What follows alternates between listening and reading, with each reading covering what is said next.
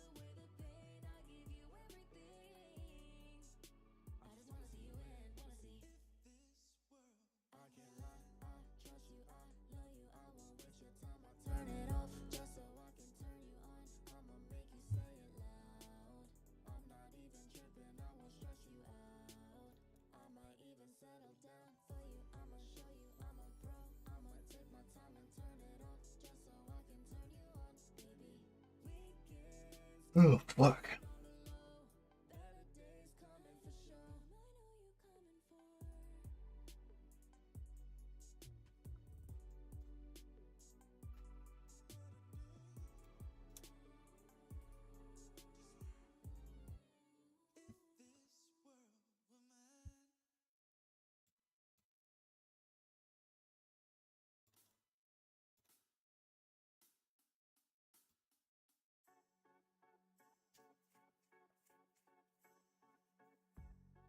Something's got a hold of me lately. No, I don't know myself anymore. Feels like the walls are all closing in, and the devil's knocking at my door. Whoa, how my mind, how many times did I tell you I'm no good at being alone? Yeah, it's taking a toll on me.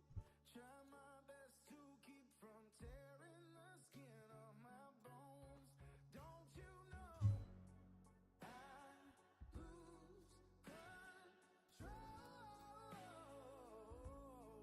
when you're not next to me?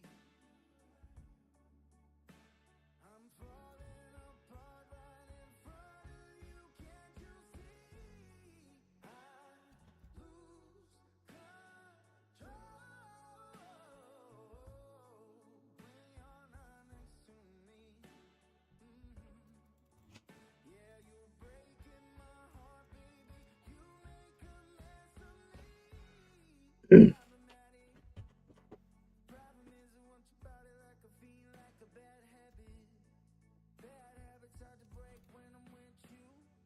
Yeah, I know I could do it on my own, but I want that real full moon body magic, man, it takes two. Problematic. Problem is when I'm with you, I'm an addict, and I need some relief. My skin and your teeth can't see the forest through the trees. Got me down on my knees, darling, please. Oh, I lose control when you're not next to me. I'm falling apart right in front of you. Can't you see? I lose control when you're not next to me. Yeah, you're breaking my heart, baby. You make a mess of me.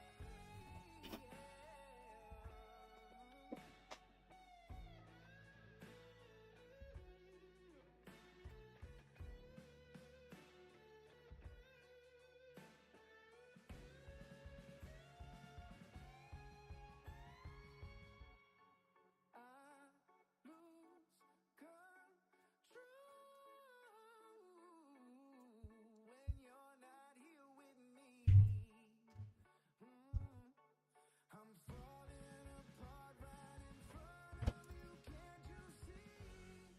I lose control when you're not here with me. Yeah, you're breaking my heart, baby. You make a mess of me.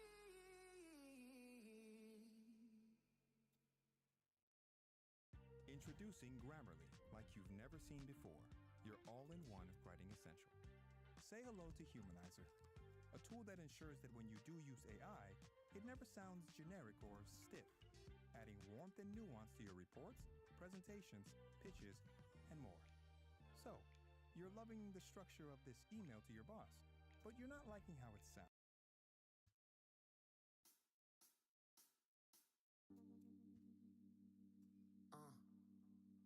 I've been throw up the section of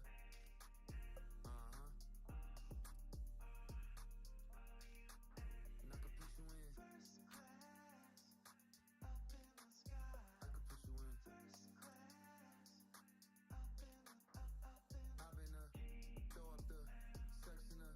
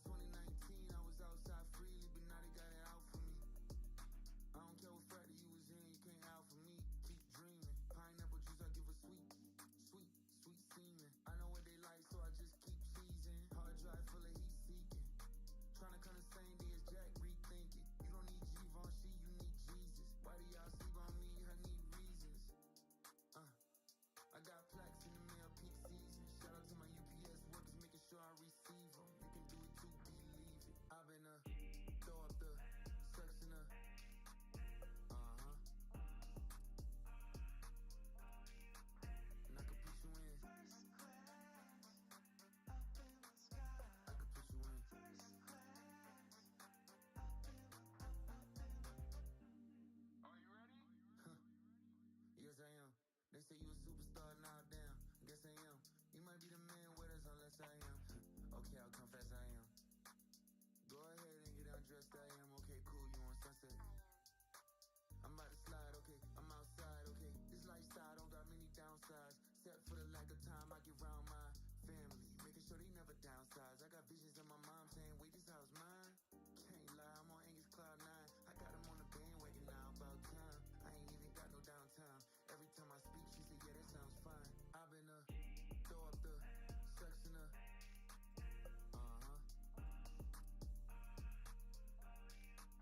and I could put you in. I could put you in.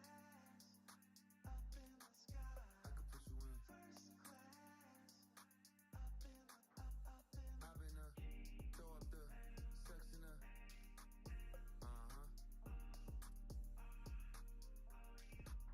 I could put you in. I could put you in.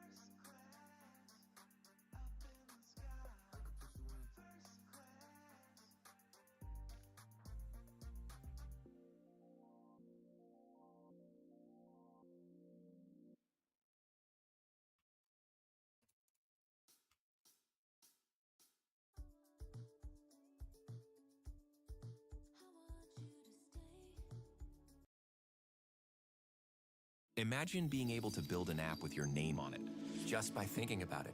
Meet Base 44. Luke here with the Outdoor Boys YouTube channel, and welcome to Africa. Luke here with the Outdoor Boys YouTube channel, and welcome to Africa. My family and I are here learning primitive survival skills from the tribes of northern Tanzania. I'm going to learn to forge spears and arrowheads with the Datoga tribe.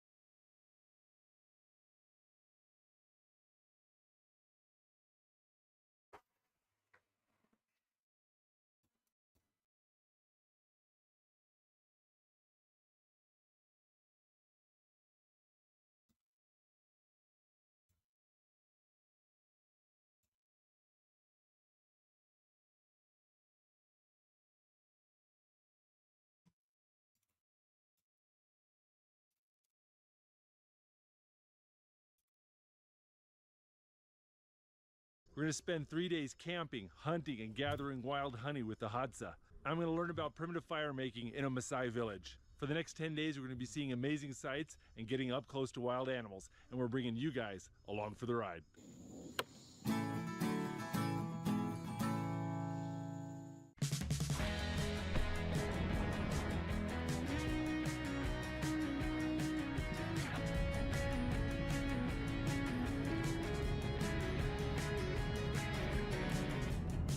Oh, 17, I know what you mean. We can go anywhere, even if there's nothing there. I don't really care. Even if I wouldn't, I trust you. You say when, and I'll be holding my pen, kiss, and then love turns into fear. Anyway.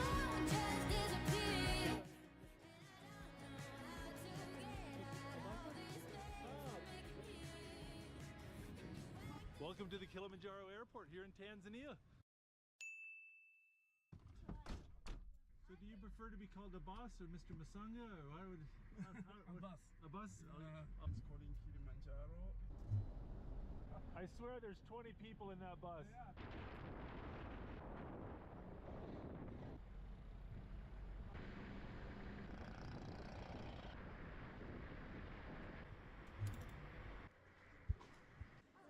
It's to clean your hands and I can't take you guys anywhere. Make sure to say thank you. We'll see you tomorrow morning. Yeah. Let's see, twos. All right. Perfect. Nice balcony. Well, we drove about an hour and a half west of Kilimanjaro, past the city of Arusha. Checked in for our hotel, and we're just gonna decompress because we are so jet lagged. All the boys next door. Oh, this is cozy. So in total, we spent 20 hours on an airplane to get here to Tanzania, and we are 11 time zones over. So we are so jet lagged. So we're just gonna take it super easy today, eat and relax, and charge up our batteries. I think it's time to get the kids to go get some lunch. Guys, come on, let's go to lunch. Jacob, where's your shoes, Jake? Nope. Oh, the weather's just amazing, isn't it? It's not too hot, it's not too cold. Jumbo, jumbo. That is quite the smoothie. Thank you. This dances the line between smoothie and milkshake. Ah, thank you very much. You. I mean, thank you. I'm so tired. I know, I'm so tired too. Tell me, are you full? Yeah. Oh, that's good. Oh. What do you say we just sit here and do absolutely nothing until dinner? The next day. Oh, it's a pretty day. What to do tropical juice? Okay, we'll give you a sausage. Oh, it's a beef bacon. Oh, you want to try a little crepe, a little pancake? Yeah, bacons are good in the morning. Like that? It's called a bahia. We're gonna try this out. It's like deep fried vegetables, but it's kind of savory and spicy. It's nice. Oh, that was good breakfast, wasn't it? Good morning. Yes, and you? I did. Hey, I've got something for you, by the way. Have you ever seen one of these? I know, but I never hold one. Yeah. So. Thank you so much. Well, no, thank you for taking such good care of us. The room's okay. Oh, it's perfect.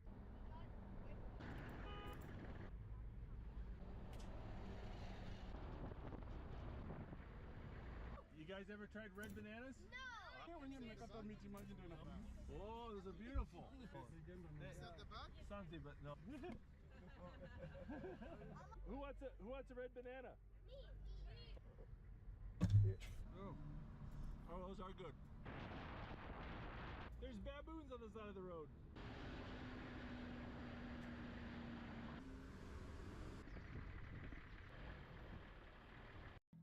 Me gusta cosas caras, caras. Me gusta.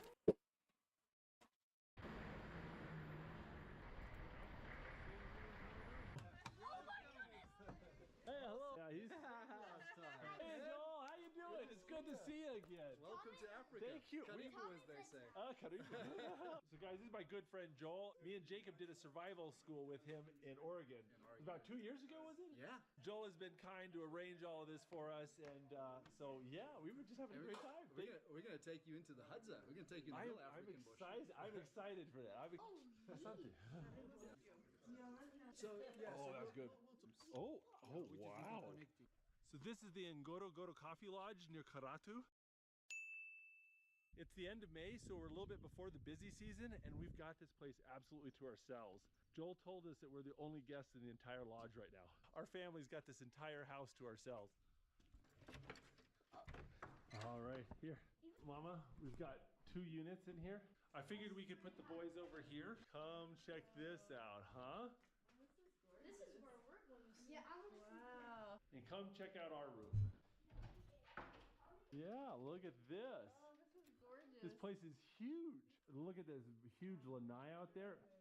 Come in here to the bathroom. Okay.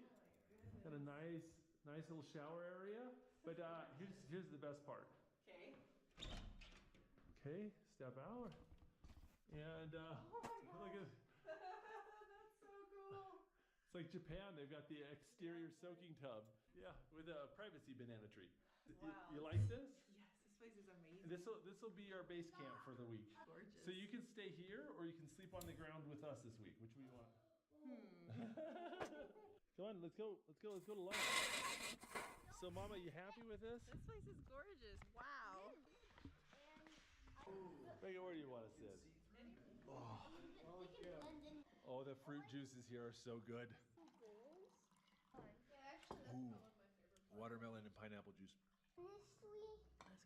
Just a spoonful. Thank you. It is swimming pool time. Bugs and I've seen water beetles. Whee! Betrayal! There we go. This is turning out to be an absolutely lovely day, but I am excited for tomorrow. Joel's going to take me, Tom, and Nathan out to meet an indigenous tribe called the Hadzas. It's going to be pretty awesome. All the way down. 2, 3, 17. This is the same program the Navy SEALs go through at BUD/S. Hey boys, this very nice lady has brought you some hot chocolate. Oh, look at that grasshopper right there behind you. Oh, that's humongous. Wow, that is humongous. Oh, catch him. Oh. So just say, do you want sugar, Jacob? Yes. And what do you say? You say yes, please. Thank you very much. Hey, Jacob, I'm checking your hot chocolate for you. Sugar. I'm shaking so much now. Yeah. Yay. Love you, baby. She's very understanding. Well, it's late and I gotta get these kids to bed, but I promised Joel I would go over and do an interview with him for his podcast. I'll put a link in the video description below to that interview, and I will see you guys in the morning. Well, good morning. We're getting up bright and early. Come on, boys. Wake up. Okay, Tom, you got everything? Yep. All right. Oh, okay. So while me, Tom, and Nate are out camping with the Hadza tribe, Becca's going to be staying here with Jacob and going on some safaris. So I'm going to leave a GoPro with her, and she's going to get to film that. Love you, baby. Love you. Mwah. Be safe. Good morning. The lodge packed some lunches for us. Look at that. All right. Thank you. You guys ready for this? Yes. Yeah, this is going to be awesome. This is it. We'll never get a better shot.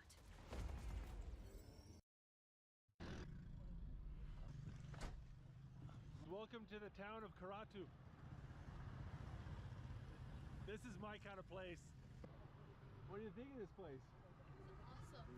I gotta change money from US dollars to shillings. Here's the daily exchange rates. So we're gonna get 2,655 Tanzanian shillings for each dollar. So holy mackerel. I feel like a drug dealer. This is why we wear cargo pants. I'm a freaking millionaire baller. Yeah, I think. Dude, that guy's got a sawed-off shotgun over there. Oh, yeah. This is just like the US. I felt at home there for a few minutes. Oh, nice chicken. So these are chapati. Oh, yeah. Chapati is like their homemade, like a pancake type thing. Yeah. I think that these, they would be like the viazi, which is a type of donut. Is there viazi? Vitumbua. Vitumbua, okay. Moja? Na, una viazi. Viazi, no. Would you like to try a chapati with beef? I will try anything. Okay, yeah. Now, you need vitumbua pia. Stony Tangawizi. Yeah. Tangawizi. Just try one of those, yeah. I mean, you may... Oh, that's very nice, but no, thank you. No. Oh, hey, boys, you want to try some? Oh, that's good. Which one? That one's the chapati. Chapati? Yeah, with beef. That's not bad. It's not bad at all. Ooh, is that good? Oh, it's terrible. You don't want this, Tommy. It tastes like ginger ale, but like real ginger ale. It's got that bite to it. And I got 1.5 million shillings.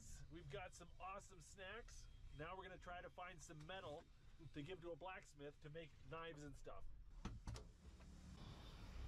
How do you say leaf spring steel in Swahili?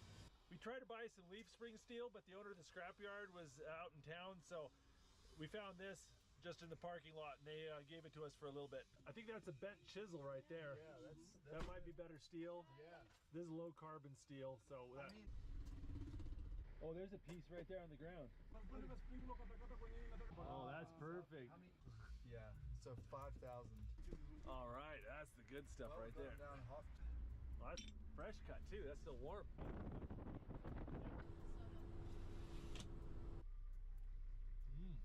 Oh, these little donuts. What are these donuts called? Manandoa. Manandoa. This is good. So that's why you'll find so many of them look the same. We've got a bit of a drive. What are the motorcycles called? The motorcycles in Swahili, they're called piki piki. Piki piki? Piki piki.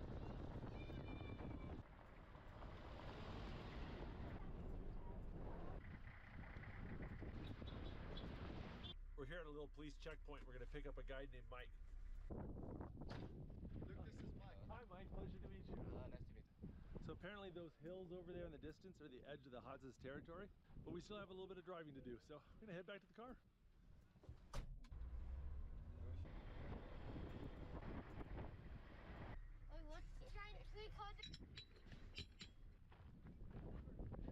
We just barely entered the tribal lands, and this is the Datonga tribe. They're neighbors to the Hatsas.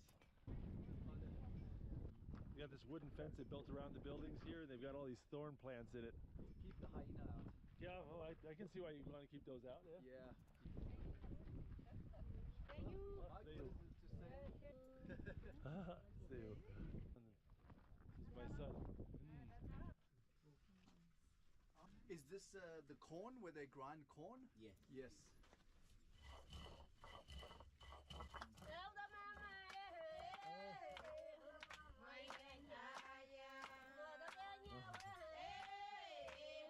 It's one thing to be on time for your flight.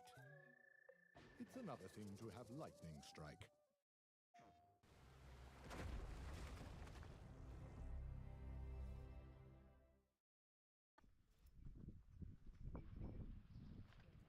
What are they making here? The Matic? Oh, that's smart.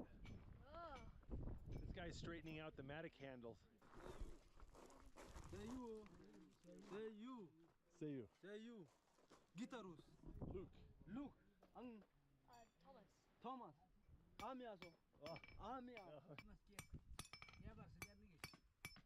He's Safi? Oh, okay. That's good? Good? Good. Made them happy. Oh, yeah, there we go. Oh, so they're making a little this. Oh, nice, little Matic. They got some charcoal there. Get the fire going a little. Those billows are made from leather right there. He's working the valves with his hands. He lets the bag open up and then closes it and pushes down.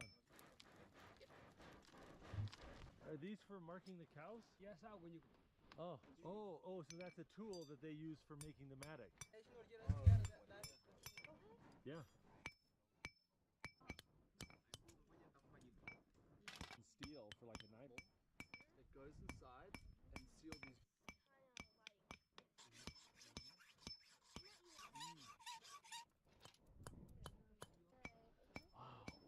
Wow, look at that.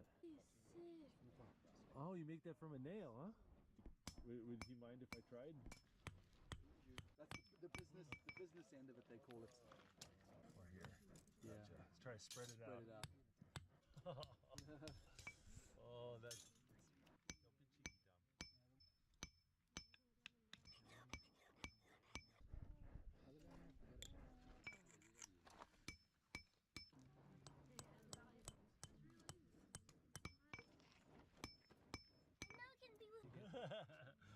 Nice. That is so cool. Look at those. I'm impressed. This guy is really good at what he does. Aren't they cool?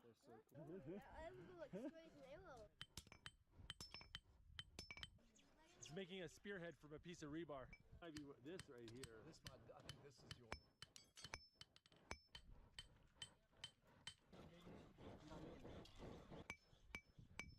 Spearhead's really coming along. It's looking good. Doing that on a perfectly flat anvil is hard. Doing it on a rock, it's not easier.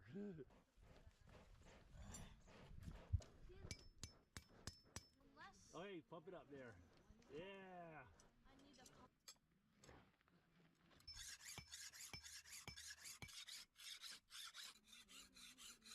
While he's working on his spear, Tommy's getting whittling lessons.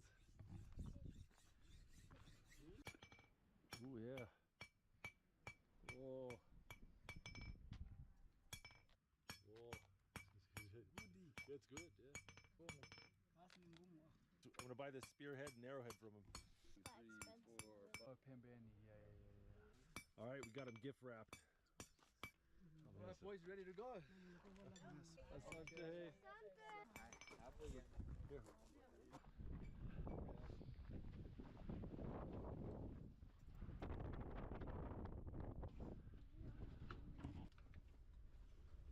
The lodge packed us a little box lunch, and we got a little chapati in here. It's like a crepe that identifies as a burrito. It's like a Tanzanian hot pocket here. Ooh, like peppers and stuff in here. This is gonna be good. Oh, I'm liking that. That was fun, but now we're gonna head down the trail towards the Hadza tribe's territory. It's gonna be a bit of a bumpy ride out here.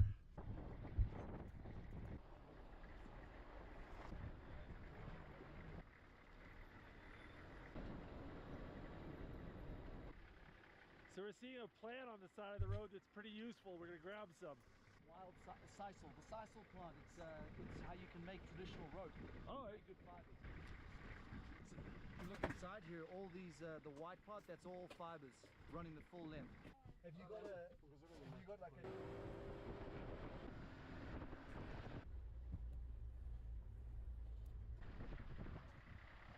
Look at that! Look at that! Oh! A whole bunch of guinea fowl just ran down the road. Look at that! Oh gosh!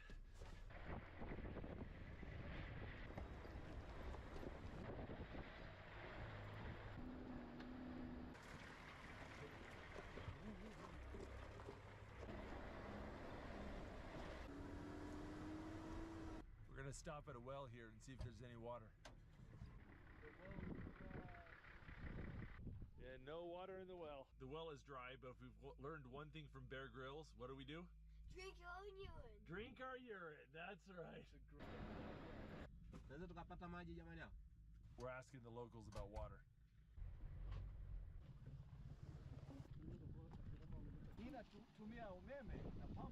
Hello. Hey.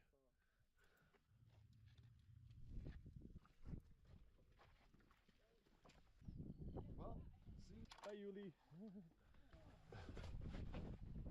real.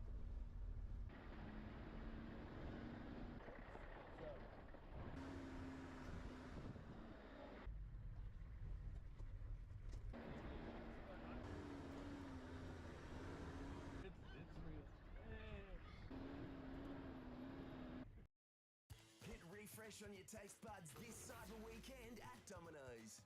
Get a mouth-watering 25% off premium and traditional pizzas when you order online.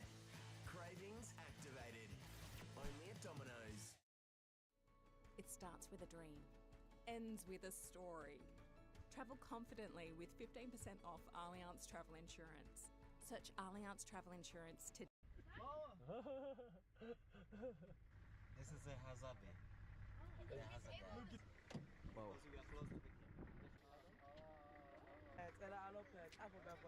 Doves? Oh, yeah, yeah. Yeah, well, I got some morning doves.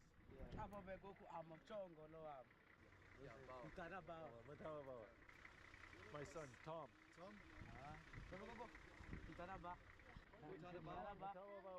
Can you say Matawabawa? Stretch your legs. But it looks like we're real close to the Hadza tribe's camp. Matanabawa.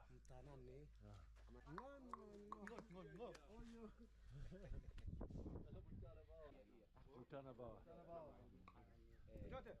Wait, this is my son. Tommy. Tom. Say Tom. Tom. Nate.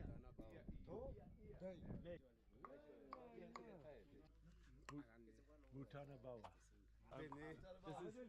This is Tom. Is that baboon?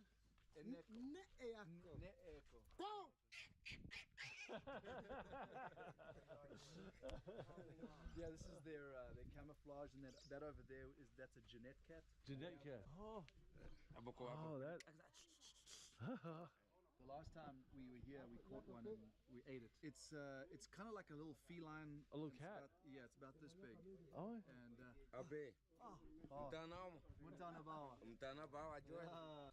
they're gonna get us a fire going. They take good care of us. Oh, it's very kind. Very kind. Mutawa Bawa.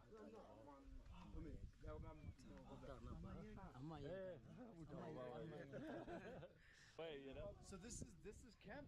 Welcome to camp. Here's our communal fire pit. Is that a mourning dove? Yeah, that's the dove. Yeah. I've never had dove before. Yeah, look how quickly he skinned that out too, huh? Yeah.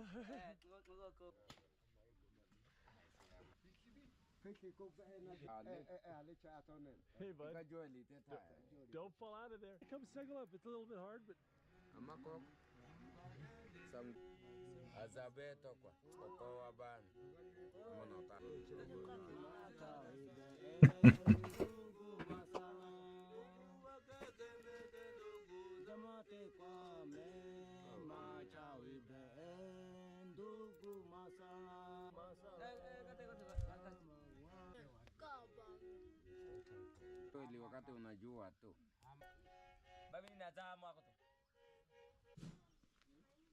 So now, by the way, what's this right here? That's one of those wild cucumbers.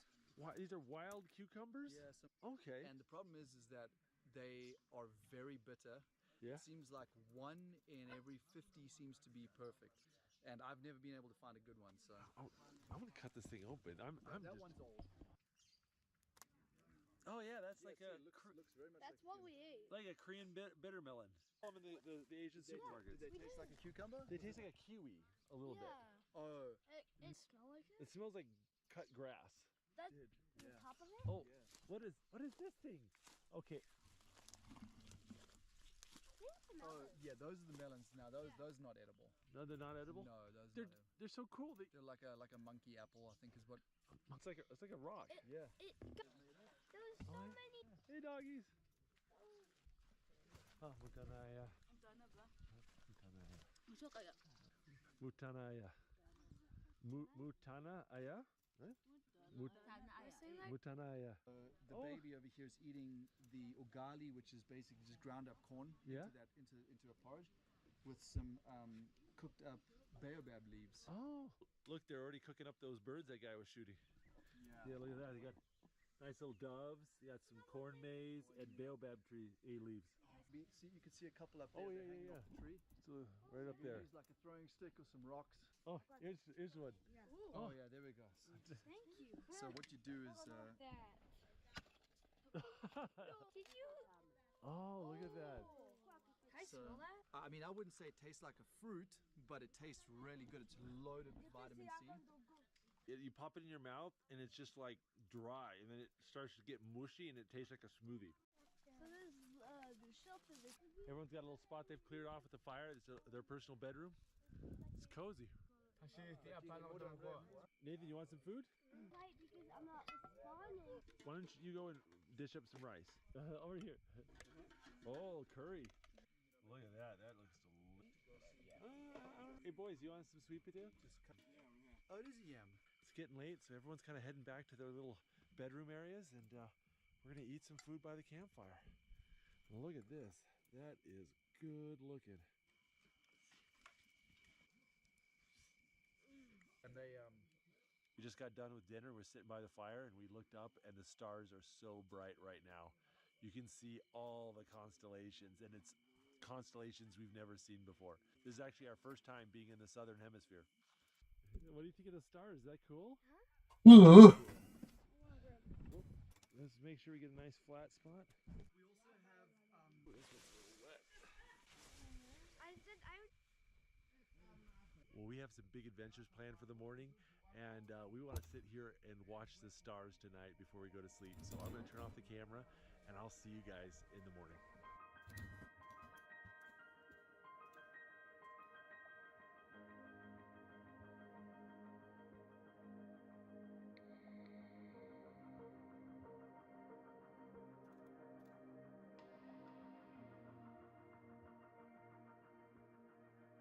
Still sleeping on just a mattress? It's time to add the pod. The pod is a smart cover that enhances the bed you already have. It cools and heats each side. Well, good morning, guys. Look at this beautiful sunrise. Nathan, do you sleep pretty good? How about you, Tom? You have a good night's rest? I had an amazing rest. There's no leopards ate us, no scorpions crawled in bed with us.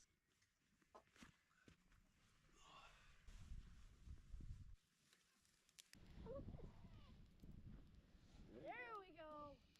It like sounded like a. The temperature does not change much from day to night. It is nice. Ooh, we got like crepes.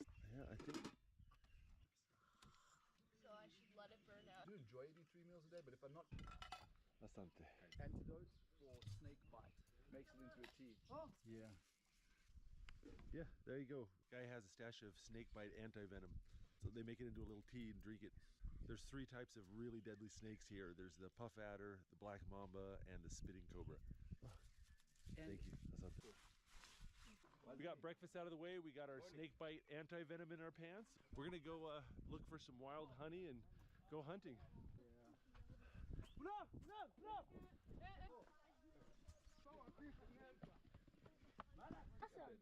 I think it's awesome. See, that's the weight of it. Those thorns are vicious. Yeah. The Hadza use the dogs to find game and to bring it to bay. Bringing it to bay means that they'll like corner it and keep it from running off so that they can hit it with the arrow. We're just walking along to either spot an animal or have the dogs pick up its scent trail.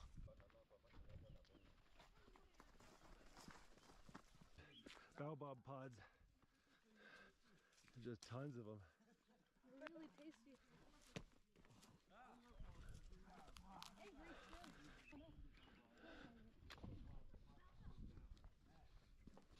These guys power walk. Oh, look at that. Hey, hey. Guys. Hey, hey, hey.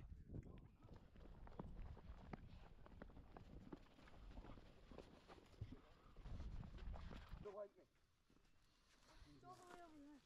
Yeah, I heard a noise of something big going through the brush. This is bush pig here.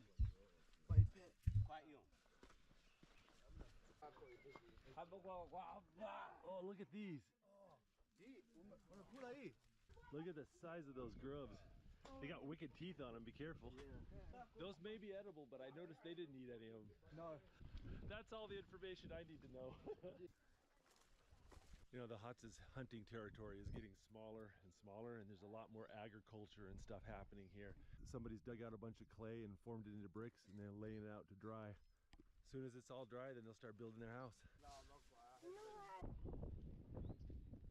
So one of the things that makes the Hadza tribe special is that they're one of the oldest indigenous tribes on Earth. That's because right now we're in the Rift Valley, also known as the cradle of life. Scientists believe that this is where Homo sapiens started, where our species started. And the Hadza tribe is still hunting and gathering the same way they have for thousands of years. They found fresh tracks where they're leading in. Yeah. The bush pig like to bed down in really thick stuff.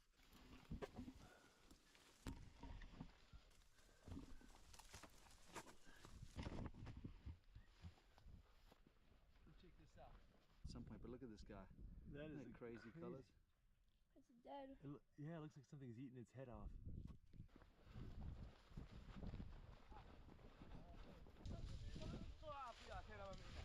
The smell in this field is amazing. It's almost like mint.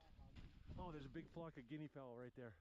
They were chasing a flock of guinea fowl. There was about 12 or 15 of them. Not sure if anyone got any though. But oh, I am covered in stickers. Ow, ow. Yeah, I did not notice. There, I got you.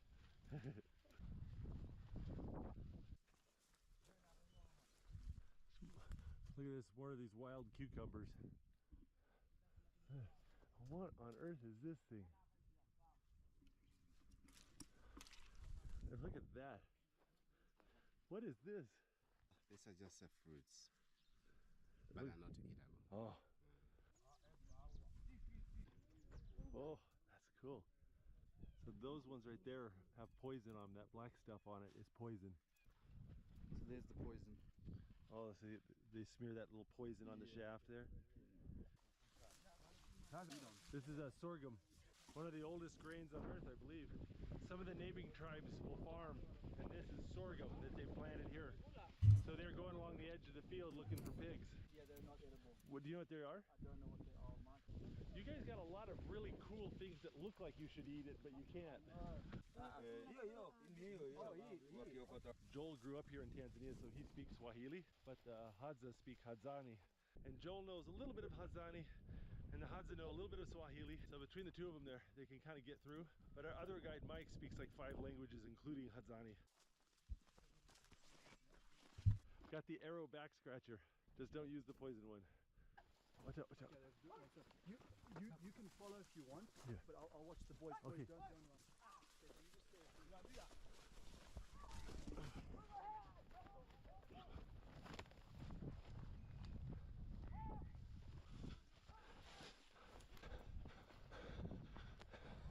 Dog's fighting something. Just saw a bush pig.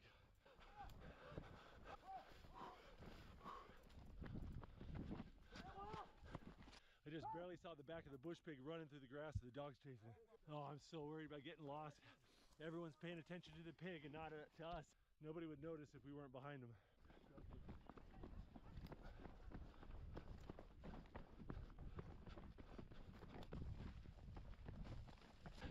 JB Hi-Fi's once-a-year Black Friday Blitz is on now with crazy deals. JB, you've done it again. This is it. We'll never get a better shot.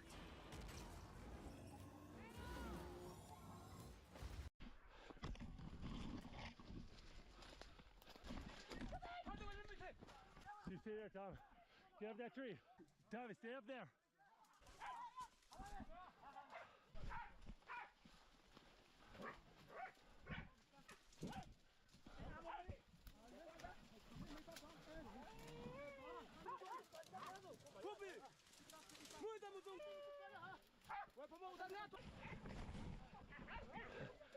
Pigs hurt one of the dogs, maybe. We'll see. Watch out, Nathan, out of the way. No wonder that's that is big. Hey, you want me to? There. That's Yeah. why they wanted us to get in the tree. They like it. This is a bush pig. That's a bush pig? This is nguruwe. This is the freaking big boy too. Yeah, oh gosh. Yeah. These things can be really aggressive, and they can get you with those big tusks. Oh. But these things are ferocious, and I know there's a dog that's seriously injured in there, and they've peed into a gourd. They put urine inside of the wound. If they need more urine, I can help them out. Yeah, they do need. Yeah. There you go. Somewhere in that whole scuffle, my knife came out of its sheath. Oh, they're chopping the pig up to pieces so they can carry it back to camp. Hey, look at this. Oh yeah, stick insect. Yeah, look at that, Tom. Stick insect.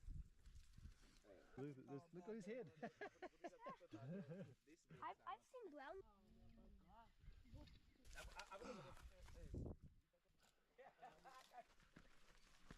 We got a bit of ways to go back to camp, so we're just taking a little break. It's just like the guys everywhere, they're kind of laughing and doing the blow-by-blow about how the hunt went. Want me to crack that open? All right.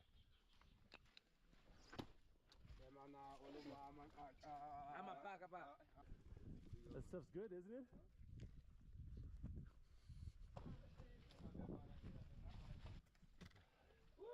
Oh, it's better than this.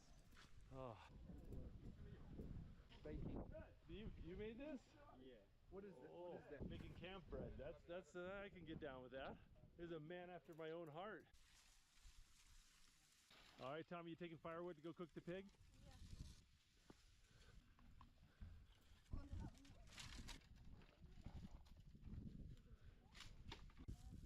just burning the hair off it right there.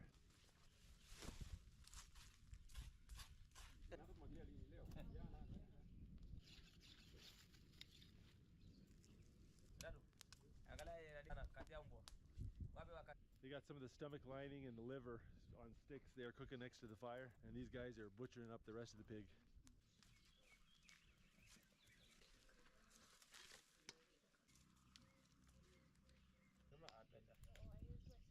Thank you. This is the liver, right? Yeah, liver. Huh? Hmm? Oh yeah, my food is. What do you think of that? That's the first time having pig liver. It's pretty good. Different textures. If you've never had liver, it's got a grainy texture. It's not like it kind of melts in your mouth a little bit. All the women and children are over there, and all the men are hanging out over here. I keep trying to go over and film what the ladies are doing, and every time I do, I feel like I've walked into the ladies' bathroom. Everyone looks at me like, "You lost?" Oh. Thank you.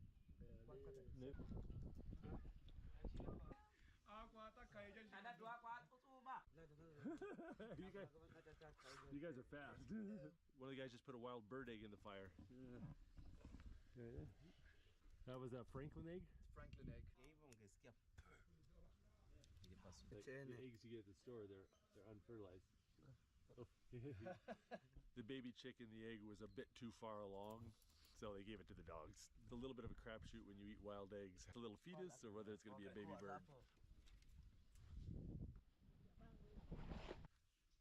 Check that out. That's really cool. Is that any cool? You want to come see it? So some of them are wood. Are this for birds or just? That's probably for bush babies. Bush baby? So, but bush babies are just tiny like squirrels, right? They're, yeah, little primates, like tiny little monkeys. Some of them have this corn cob on them, and that's for hitting birds. This one's one for baboons, right? Yeah, yep. And then that black stuff on the shaft, that's poison.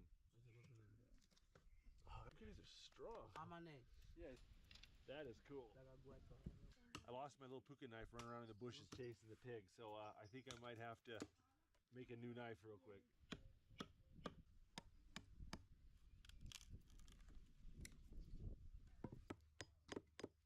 Really good project. Is there any hot water left? The hibiscus? Well, I'll let you borrow my carving knife.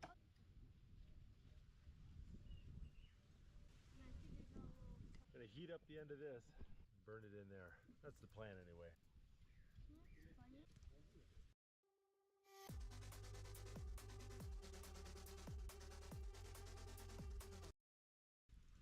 Oh. Hey, question. Why is this against the other tree?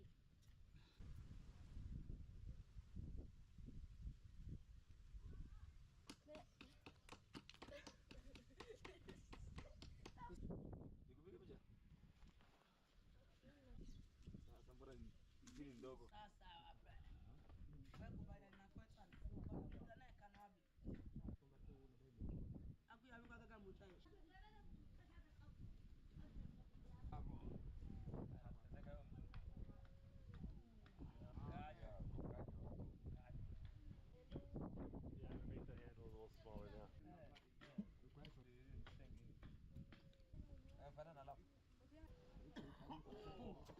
My replacement knife's coming along. I think I should go get some lunch. Oh, this looks good. Sandwiches on fresh baked camp bread. I think the boys are tuckered. That tomato avocado sandwich on fresh homemade bread. I'm impressed. You didn't do that last time. You don't want the dogs. Yeah, this is not a good flippy knife. And some of. Got a handle on my spearhead. This will be my bush knife. I'll notice if I drop this one. Walk around. Bring home? To bring home. Is that pretty cool, guys? Yes. I want to shoot something. Now careful, don't pull it back too far and break it. That's it. Oh! Some of the HUDs have made these little novelty bows and arrow sets for the boys, and they're really enjoyed it. Oh! I really like them. What they're eating is ugali, ground up maize that's mixed into a paste. roll it into a ball in your fingers and you dip it into the stew they've made from the boiled up pig. They're getting some of that corn ready to feed the dogs.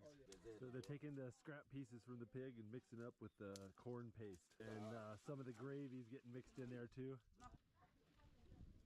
Pulling out a couple bowls for the hurt dogs so they don't have to fight for it.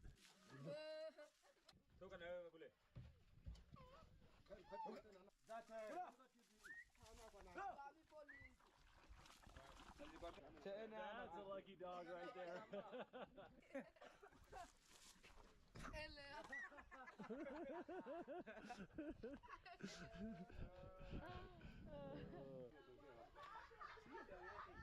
Now that we got lunch out of the way and the dogs fed, we're gonna give some gifts. Me and Joel brought a bunch of gifts from home as a, kind of a thank you present for their hospitality. Yeah, let's open it up. All right. We brought some knives, including a traditional Alaska knife. The Inuits use this. It's called an ulu knife. Brought some slingshots, some custom knives. The women like beads, so I brought a whole bunch of beads, including some that are traditional Alaskan style beads, some of the natives in Alaska use. I even brought some abalone shell from Alaska. These are carved antler and carved bone.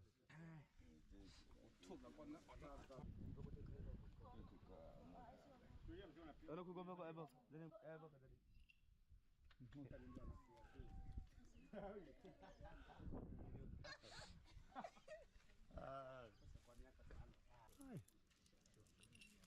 Yeah.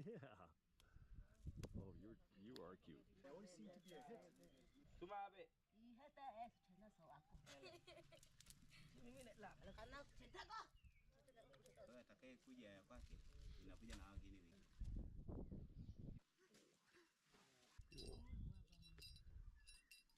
You got a bell on him, so you can't run away, huh?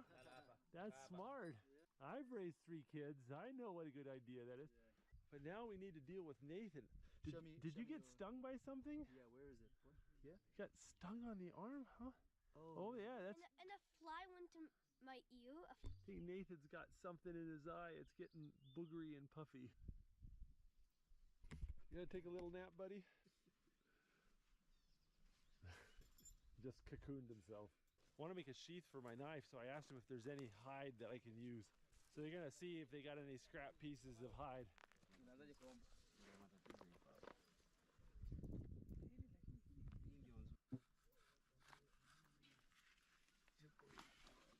Oh, I think they're making strips. Pretty slick. They're using the back of the arrowhead as an awl and using scraps of the hide to make little bits of string to tie up the sheath. I just asked them for a piece of rawhide and they're making the sheath for me. It's really nice. Ah, thank you. There you go. Even a little belt loop there. Thank you. Well, hey Tom. Yeah? Tom, you want to go find some honey? Well, then go grab your hat.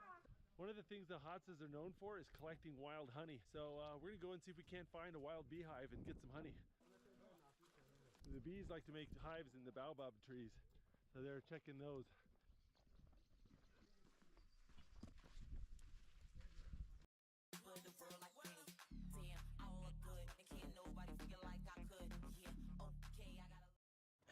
That's all the balloons we have.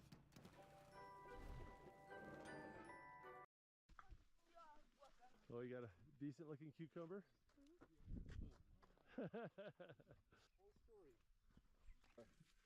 There's a big pile of corn cobs. They're putting the corn cobs on the end of their arrows so that they can hit birds and knock them out instead of just going through them.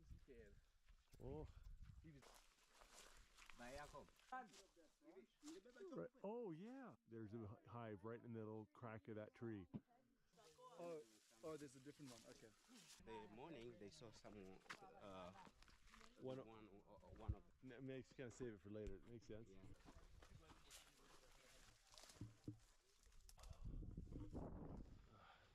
No, like, can we eat some more? Can I lick that? Bita? No. A little sour, but not bad. It's kind of like a kiwi fruit or like grass. Sweet. I'm taking this bit. Yeah. Oh, I'm taking both bits. You like your melon? Mhm.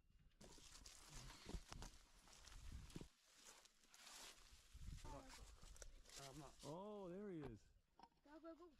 Oh, so he's gonna build a little fire right there. There's several different types of honeybees here in Africa, and some are stingless and some do sting. These are the stinging ones. The smoke will help keep them from attacking a little bit, but they're still gonna get stung.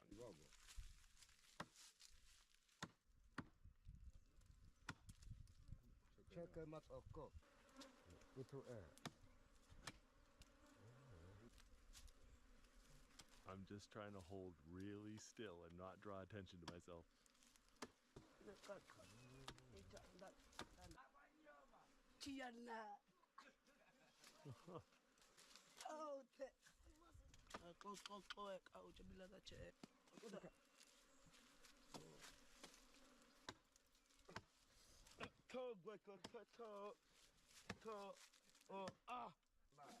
See the bees crawling all over his neck. Those guys are getting tagged.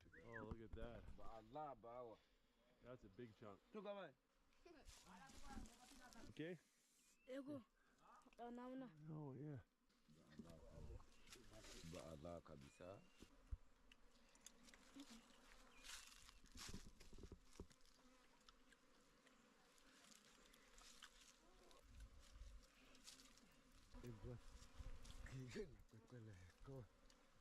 yeah.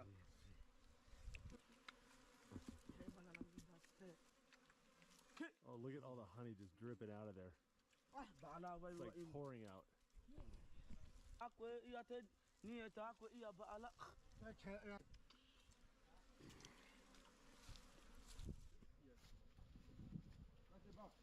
Oh, what is that? Very good. Oh. That's a good one, man. Oh. Oh, that is amazing. That is the most amazing honey I've ever tasted in my life. Oh, Tommy, take a taste of that. Small bite. Is that amazing? That is so good. It's like fruity honey. I swear there's like perfume in it or something. That is amazing. It's the flowers. Keep chewing until you get to just the wax, and then you spit out the wax. Oh my goodness. Is that like the best thing you've ever tasted? Yeah.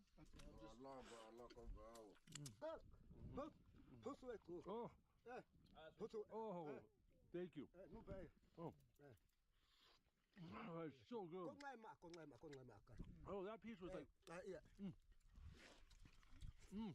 that one was like buttery.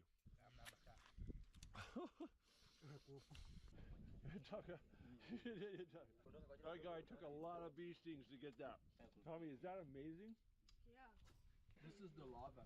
Oh, yeah. You should try the larva. The little mushed up bee larva. Oh. Oh, thank you. Oh, that's medicine, the larva. Yeah, milky. It's a totally different flavor. The stinging bee honey is generally very sweet. Oh my goodness. That was the most amazing honey I've ever had. And it was different. Like different chunks of the hive tasted different. It's one of those foods that I'm going to think about for the rest of my life, but I'm never going to be able to get again. Was that pretty good? Yeah.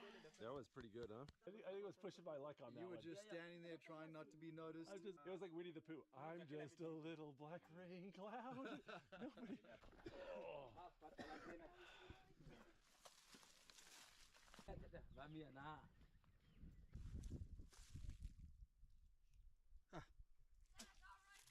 Yeah. That's bitter. It is? Is that one good? Yeah. It's minus 2. Yeah, it's all right. There's just tons of these wild cucumbers or bitter melons. Apparently it's a little bit of Russian roulette whether they're any good. All right, that's 4 in a row. I'm done.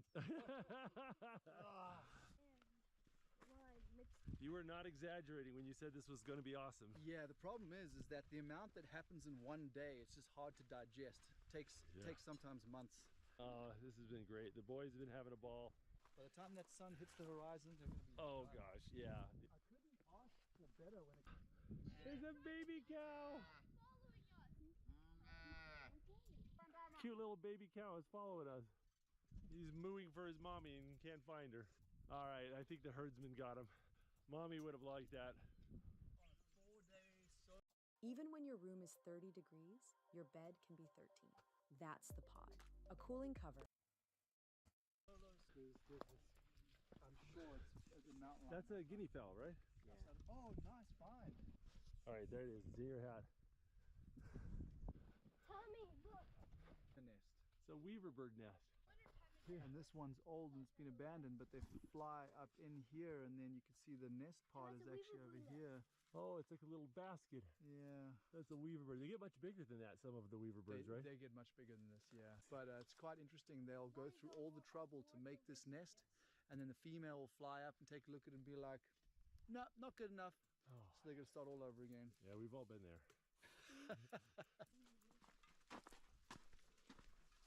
Take it. There you go. Marco.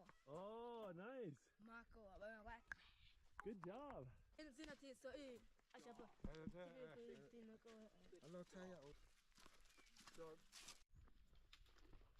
Oh, pretty good. Nice. Pretty little bird.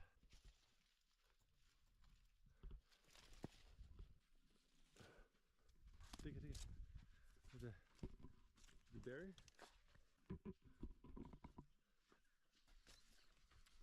It's a little like the baobab tree fruit. Very dry, but kind of fruity when your saliva hits it. Oh, you got a little ring-necked dove. Oh, good job. Good. I can't imagine anything harder to hit with a bow and arrow than a little tiny bird like that. That's really impressive. And it just absorbs it.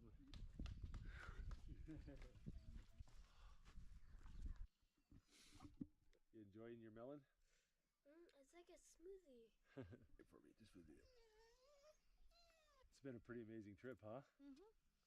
Are you tired? Yes. I am tired too. Then Dad has the bird killer. Throw this on something instead. That looks good. You want some food, bud? This is ogari. Yep. Just like that? Oh. I don't want that. This is a potato French fry omelet. Yeah. Look at that.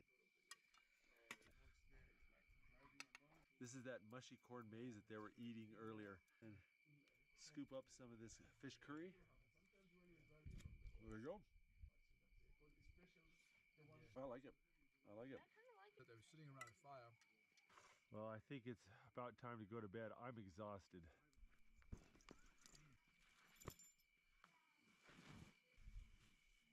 Well, it's late. We're headed to bed. And I'm just hoping Becca has had as wonderful of a time as we have these last 2 days.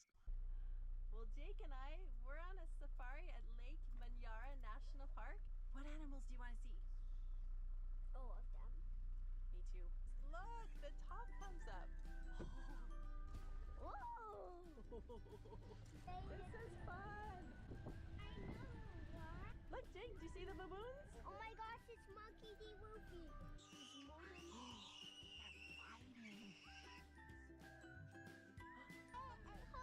You see an elephant? Oh, it's a big elephant. Let me keep it as a pet. He's on the hunt. Jake, have you seen the velvet monkeys? Oh, yes. My velvet monkeys. Try a hold it. Yeah, look at the impalas. They're young males because you see their horns? Stay with your group. Stay with your group. Oh, this is a male buck.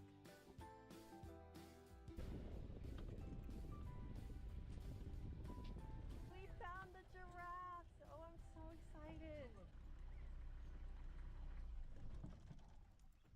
There's one right here. Right there. Oh, I missed the one on the right. Look at that one. Oh, it's beautiful. I love giraffes. They're so pretty.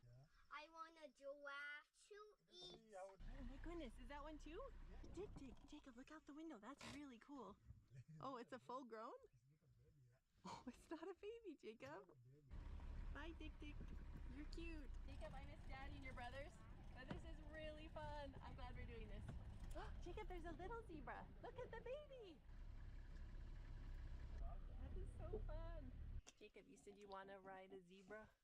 Haha, into battle. Hi, baboons. Are you having fun, Jake? Yes. Don't you think we got pretty lucky? Yeah. All right, let's go fast. We're getting wet. Are you feeling a little better now? We are here at Tarangire National Park in Tanzania. Are you excited to see some animals? Yes. It's a colorful bubble. Oh, I forgot about the peacock. Watch. It is colorful. Jake. There's a leopard. Look at the leopard, Jake. That is so amazing. There's a sleeping leopard in the tree. That's so cool. Imagine being able to build an app with your name on it just by thinking about it. Meet Base 44.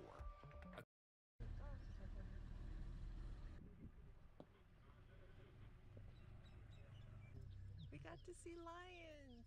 But here, Jake, you gotta climb back in before we get moving. There you go. It's another tic-tic.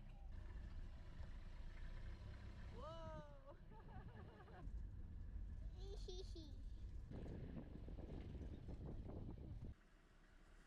You see the little babies?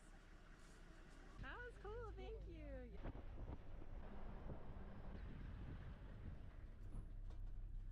Oh, welcome back home. Thank you so much. This has been so fun. It was really fun today with Jake.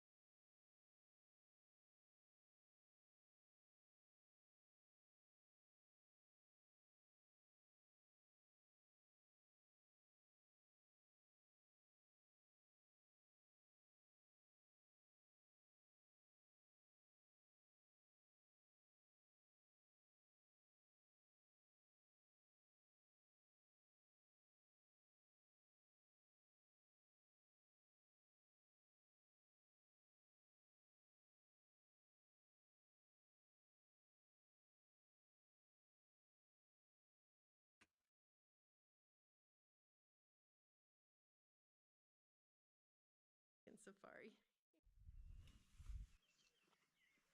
Good morning. Yeah, it's funny because Oh, gorgeous eggs. Got the pantry there with vegetables out of the sun. Little bushcraft table here. so you just put pegs into the baobab, and then it just builds up off of that. The baobab is a soft tree, so you can go ahead and pound these pegs in it. And people use them all the time for hanging things and building things. You can even make a ladder out of pegs by just putting pegs up the tree. Ooh, we got more of the crepes, fresh bread.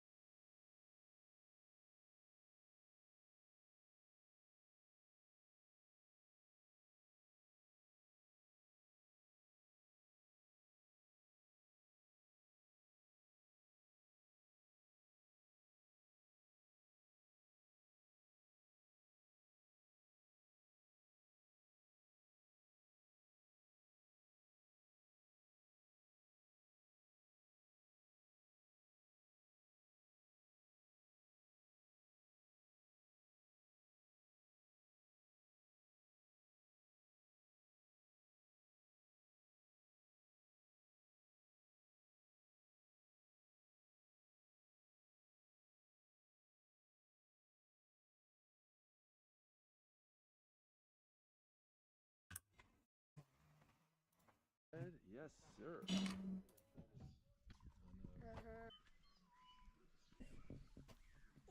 Well, think about Donald Duck, man. He wears the shirt but not pants. What's up with that, right? The boys come too? We just sitting there eating breakfast, and one of the huts would come up and goes, "Come with me, come with me." Oh, they got a cook pot going on over here. Oh, good morning. Good morning. Oh, this is the epeme meat here, and this is the men only that get to eat this. So boys, I think you got invited to a dude party. All we need is music, and we've said.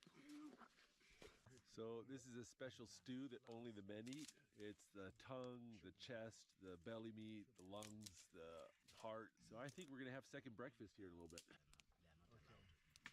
So apparently there's different cuts of meat on different animals that have different spiritual or ritualistic significance. On a wild pig, these cuts of meat can only be eaten by the men. On a warthog, these cuts of meat can only be eaten by the elders. So.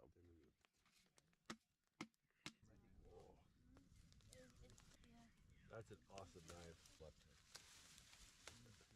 The skin off the leg of an impala, he's put it over the handle and let it dry, and it's kind of like shrink wrapped, but fur. It's a cool knife. You like those wild cucumbers, don't you? Yes, I do. They're just everywhere in here. Look at them. They're just the whole bunches of them right there and there. You got yourself another cucumber?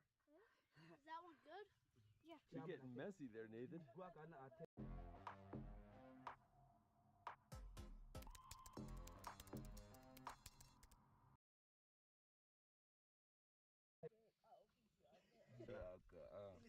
The dogs that were wounded by the pig yesterday seem to be doing a lot better. They seem to have a little more energy and not whimpering as much. So judging by all the scars on the dogs, I'm thinking this isn't the first time. If you look at a lot of the Hatsas, they've got a lot of nasty scars on their legs too. So people and dogs here are kind of in the same boat. They don't eat unless they kill, and when they get hurt, they just suck it up. It's a long way to the nearest hospital, and nobody here's got a car. So Iditarod Trail when the rains came, just came through. Like some ribs. Oh, you want some? Yeah, there you go. Thank you. Good, huh? Yeah, I think that's the tongue you got. Yeah, it looks like it. Yeah, that was. I'm eating tongue. Yeah, that's pig tongue. I love tongue. I've got a little bit of the belly, I think. Kidney? Oh, Oh, it's the heart? Wait, heart? Can I have a bit of the heart? You want some hot? You gotta finish what you got food in here. Open up. Oh, it's in there. Oh, it's good. Okay. And they're eating it with the corn paste that you dip in the gravy. Okay, I'll try a little cup. Little woohoo, hot. I do that with my dog. Oh, tastes like ramen broth. Tastes like, yeah. Well, the stag party's over. I think it's time to do a little wandering. I think we can get out in the bush a little bit. I think so. Let's go see what we can find. Oh, yeah. Oh, yeah, that's dick poop. Probably get demonetized for saying that. The dick's a little small antelope. Look it up. Yeah, just Google dick online and see what you find. Great advice, Joel. Oh, a beehive. Yeah, there's another beehive right there in the crack, right up there. Gets here this afternoon. Oh yeah, it's another one. I think that's just amazing. In my entire life, I've never once seen a wild hive. I've seen a couple, but it's so random, and yet here you walk from baobab to baobab, and I'd say like 50% of the time you can find a hive. That's crazy. In the land of milk and honey. Porcupine quill, nice find. It's an African porcupine, right? Yeah. Oh, look at that. That is so cool. That's really cool to find. This right here is the well the Hadza use to get their water. Look at that. Nathan, are you hot? Yeah. Toss me your neck gator.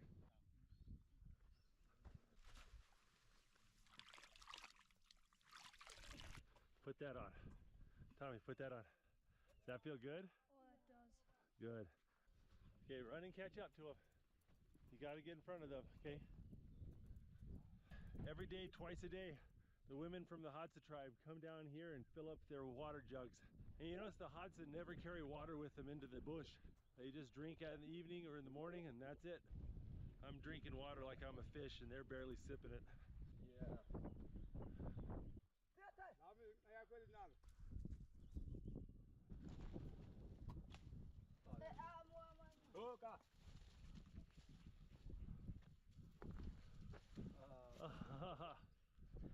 Nice.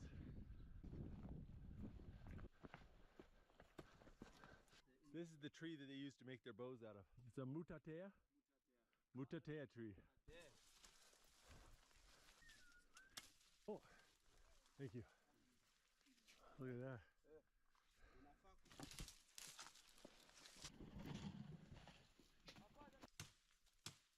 Making bows and arrows is a process that takes a bit of time. You got to dry out wood and shape it. So if you depend on a bow and arrow to feed yourself, you've got to have a couple backups ready to go in case yours breaks.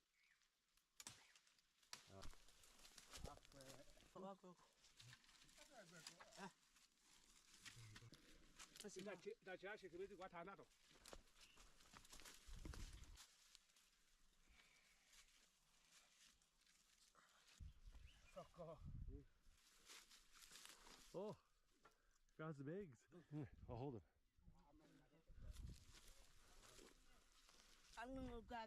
Oh, oh my goodness. Little nest back in there. I think this is a Franklin's nest.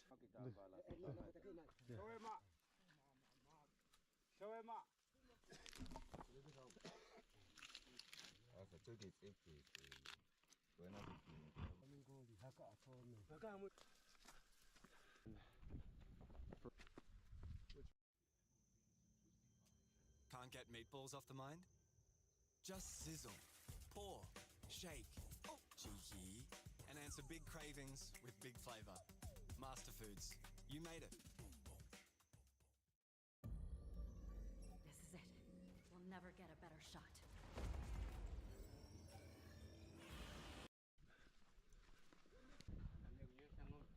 This herdsman's using their drinking water to water his cattle. That's why you filter your water.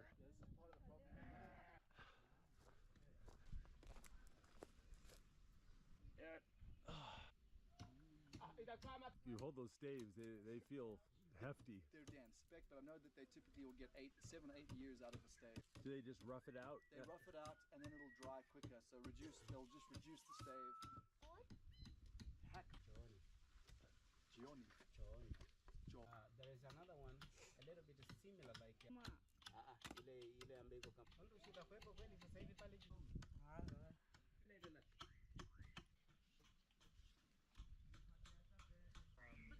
He's making arrows.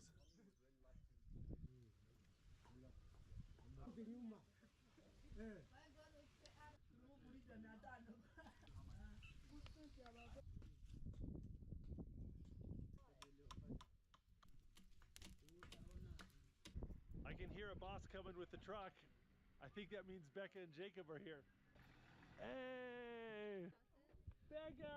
Oh, it sounds like you guys had an awesome safari. Oh, we did. 2 awesome safaris. It was amazing. It was incredible. Yeah. My mama. Yeah. I plucked that bird. Yeah, he plucked the bird. Did you really? Way to go. Okay.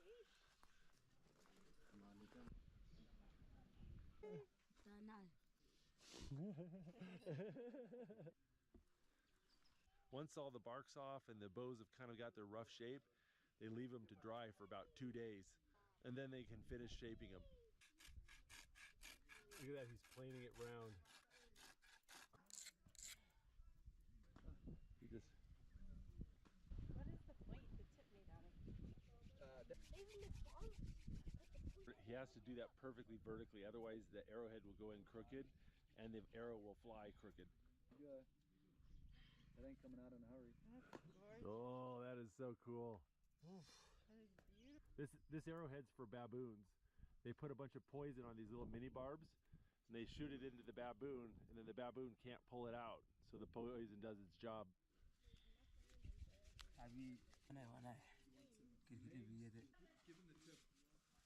I gave Sokolo the arrowhead that I made the other day. He's going to put it on one of the arrows.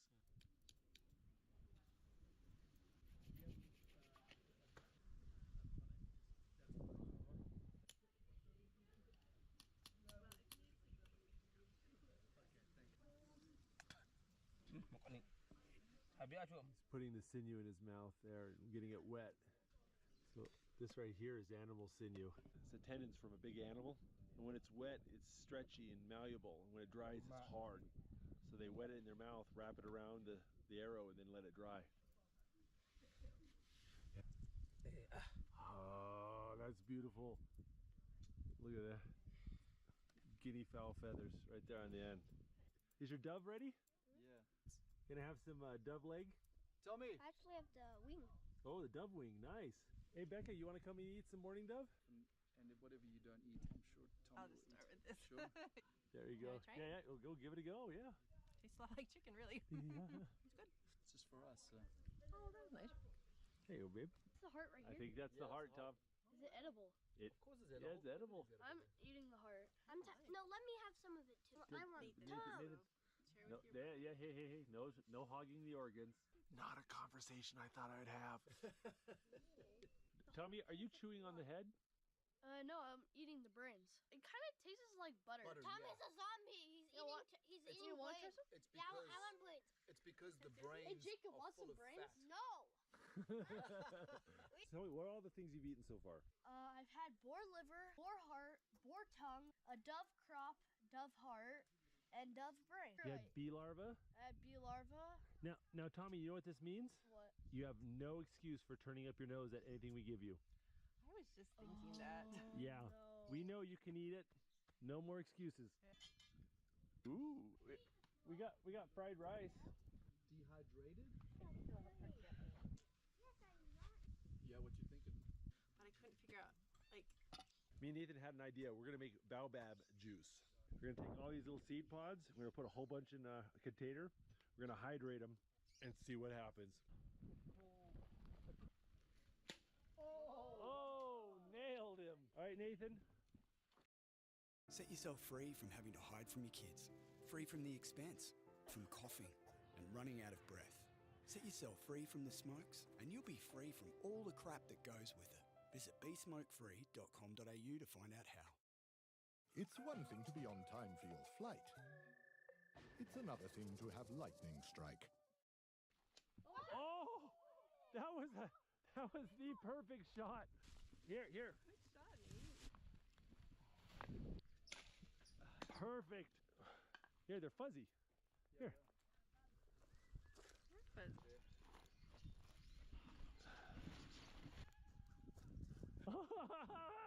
Run! Run, Mike! Save yourself! Woohoo! You want to hold the GoPro?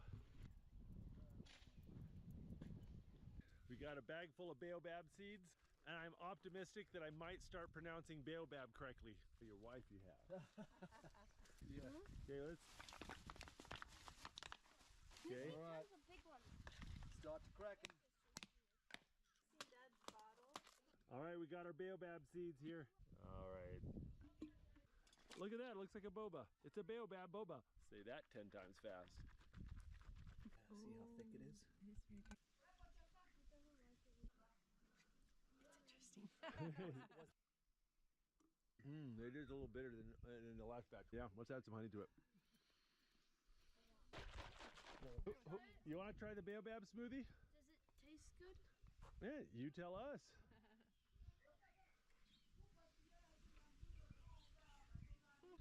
You like it? Yes. All right. I think Tommy's... Do you want any more? No, thank you.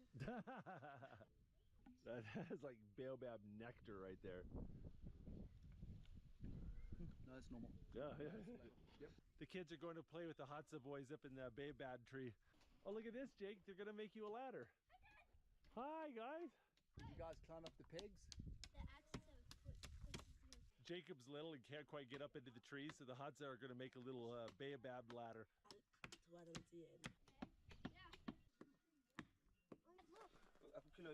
Oh, look at this. There's the ladder. Bye-bye. Bye-bye. See you later. Hey there, cutie. Boom.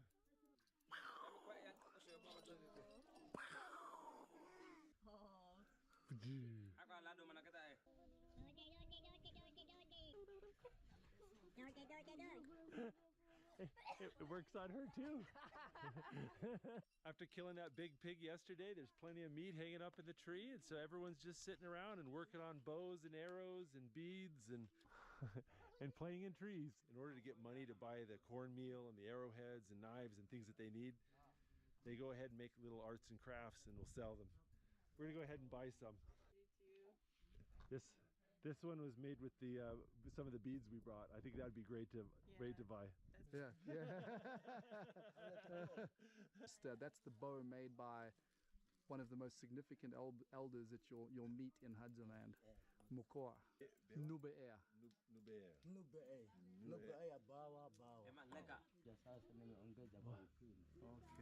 Oh.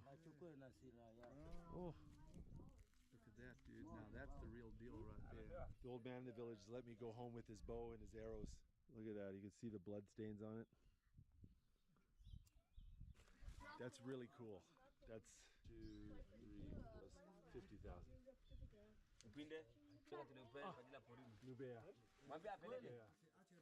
The boss. And we're gonna do a little goodbye picture, and they're pulling out their traditional clothes. Was this your phone? So cute. The headband and then held my pinky. Oh, you're so cute.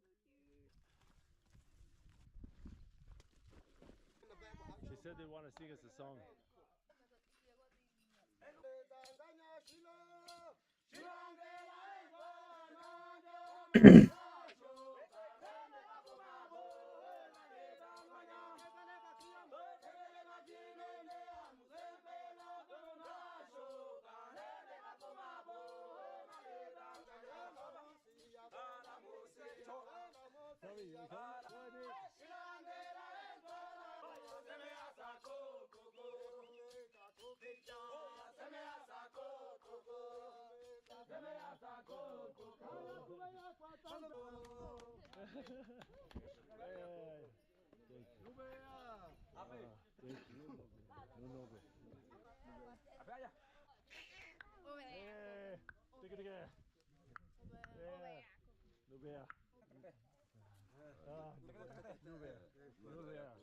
Well, it's definitely been a pleasure having you and the boys. Yeah. Well, I'll have to come back though. I know Tommy's itching to do some hunting. Thank you. Nubea.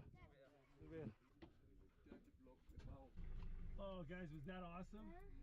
Well, we're not quite done. We're gonna make one more stop on our way out. You guys should practice your archery, and we'll come back and do a trip where we make a bow and then go hunting with it. Yes.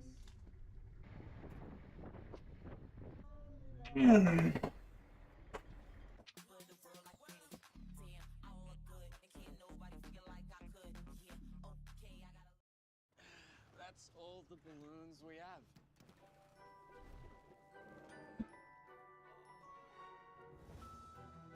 Lucky 8 Someone. We're on our way out, and there's a berry bush that they wanted to show us. Ondoshipi. An ondoshipi. It's one of several types of berries that are found here. Like holding onto your head. That one I know is too This is a cutting board. At the end, does it kind of get sweet? Nah. Yeah, put it all in there. Great idea. Great idea. I was told to. I couldn't. That's like if you ever get sunscreen in your mouth, that's the flavor. You want to try it? Which one? This one? You roll it and you shell them that way, huh? That helps with the bitter melon flavor. You go and you go like this. All mine's were raw. It's helping cleanse the bitter melon flavor. Oh yeah, they're huge. Oh, I got whole bread. These are the same thing, but they're juicy. Oh. They also make like a porridge with it. Yeah, a little bit of a date flavor to that berry. Well, it's getting a little bit late, and we've got a long drive back to the lodge, so I think we better start heading back to the car. Hyenas can be intimidated by larger animals, so we're hyena proofing. Through the dry season. Mike, I'm gonna miss you. Come on. Thank you. Thank you. Oh, thank you. Plan to come here again and stay here. That sounds good. I like that. We will. Oh, no, come here. Come on. I know, me too. Oh, that sure was fun. But now we've got a 3-hour drive back to the lodge. Abbas has had a long day, haven't you?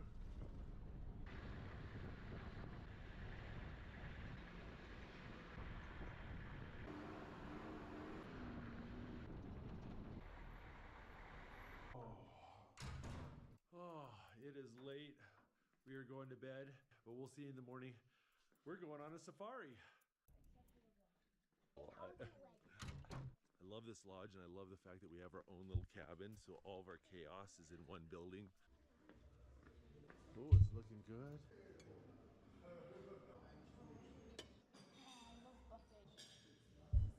All right, Tom, you ready? Well, we got a fun day planned. We're gonna go on safari at and go to Crater, right? Yeah, you're right. Even Hi. Not 100% safe.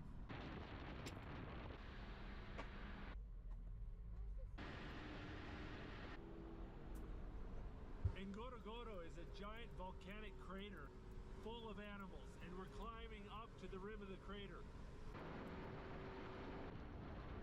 Oh, that's a hippo. Where? Right there in the middle of the lake. Oh, I see it. Where? Is that, see it? Yeah, there's an elephant right there. So right over here, this valley connects Ngorongoro crater with the Serengeti Plains. The animals can migrate between the Serengeti Plains and into the crater. That's a Maasai village down there.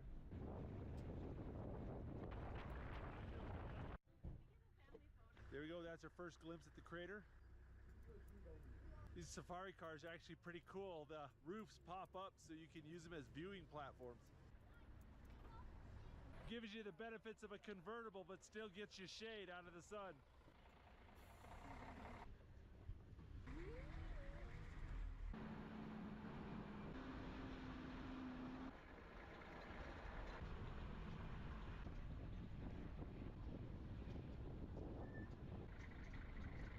Barely made it to the floor of the crater, and there's just tons of animals.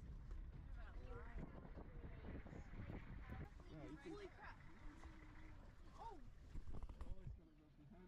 Oh my. Look at that. This is pure. Look at that, he's right there. There's 2 lions right underneath that truck. Oh yeah, there's a whole bunch of lions in the shade of that truck over there.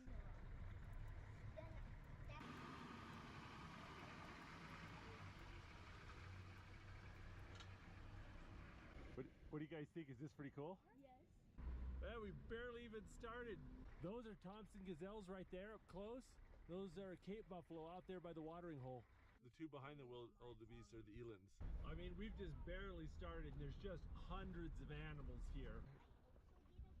Look at the gazelles right there. Those Thompson gazelle, they're fighting.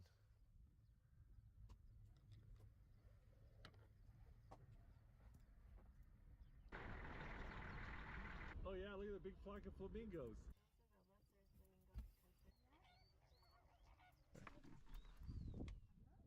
There's just hundreds of these greater and lesser flamingos along the shore. Look how they're taking their legs and they're kicking up the sediment. Look at the size of those Cape buffalo. It's one of the most dangerous animals in Africa. It is a shame for a person to grow old without seeing the beauty. Cape buffalo are one of the animals I was most excited to see. That was pretty cool, huh? So these are the Grant gazelle? Yes, those are the Grant gazelles. Oh, they're pretty. Now there's a whole bunch of zebras out there. Just this one spot, we're seeing hippos, gazelles, wildebeest, zebras. I mean, they're just everywhere. Crown crane or crested crane. Look at that, that is cool. Oh, look at the crested cranes flying. Oh, that's a big bird. You like this? Is this cool, guys?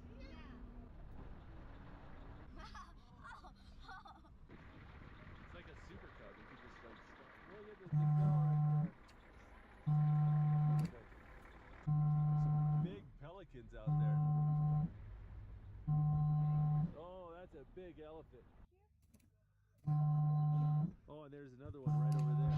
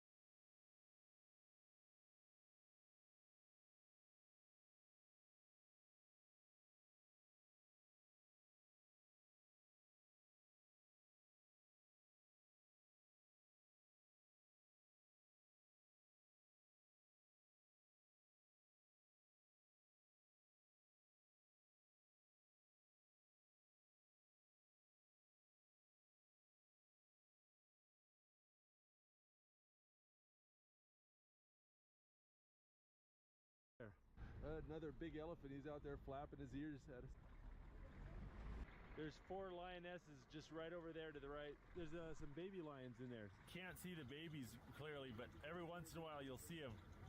Like right there. Oh, there's a lion right there.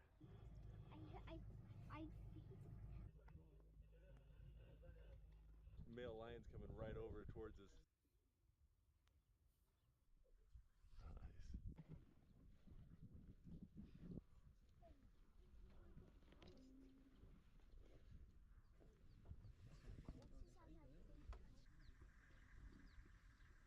How close was the line to your window?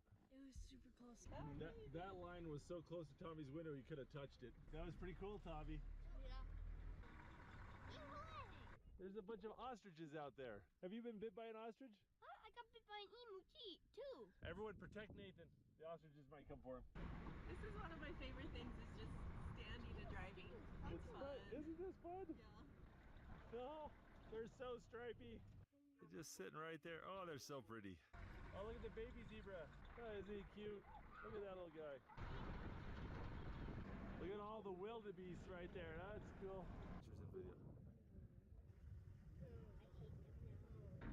There's a rhino up on the crest of that hill. Oh, that's cool. Cross line. Oh. I've now seen the big five: the rhino, elephant, leopard, lion, and Cape buffalo. Yeah. Yes! A big five. High five. Look at that. Oh, there's an ostrich right there. Quick, protect Nathan. Oh, look at the war dogs right there. Look a lot like the bush pigs, but they got the flatter heads and they got the horns out of their cheeks. Buffalo and wildebeest and gazelles. The Snapfish Black Friday sale. Save up to 75% across our entire range. On now. Get your free glass with any large meal, only at Hungry Jack's. Oh, look at this. So a whole bunch of hippos in the water over there. Usually you see the hippos out of the water at night, I assume, right? Yeah. Yeah, I know Becca wanted chicken.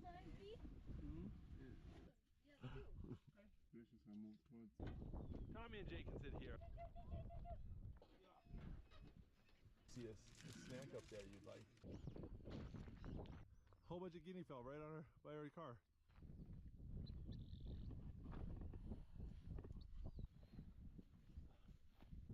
Oh, look at those hippos just sitting right there.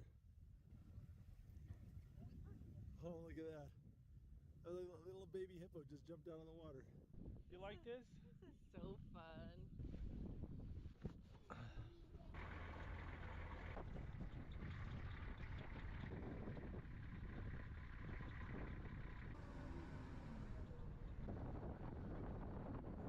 The big bull elephant right there. Oh, looks like he's gonna cross the road in front of us.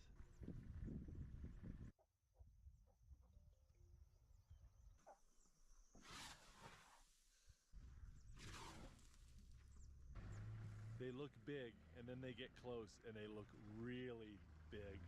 Becca, is that pretty cool? That was an elephant fart. That was so cool. Look at this, guys.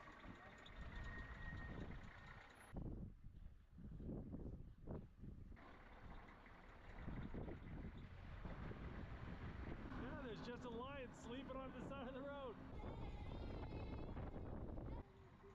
Oh, look, there's the mama back there.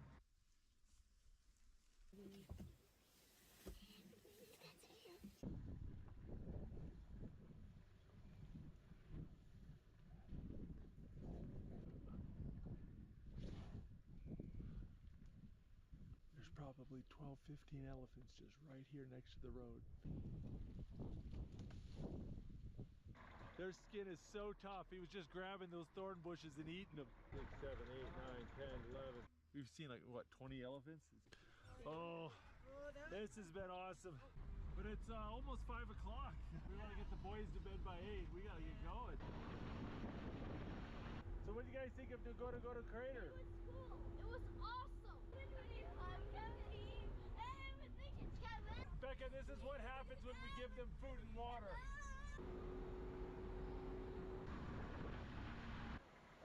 There's a cave buffalo coming here. That is a big animal. Yeah, watch out, don't get gored. You see right here? The elephants like to come and dig with their tusks and eat the minerals.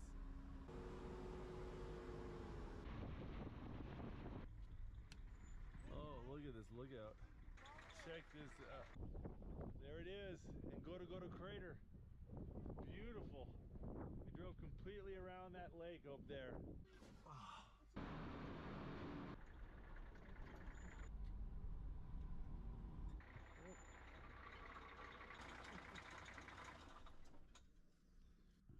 Here's the baboons. Tom, can you windmill? Yeah, the Hadza would be eating those boys.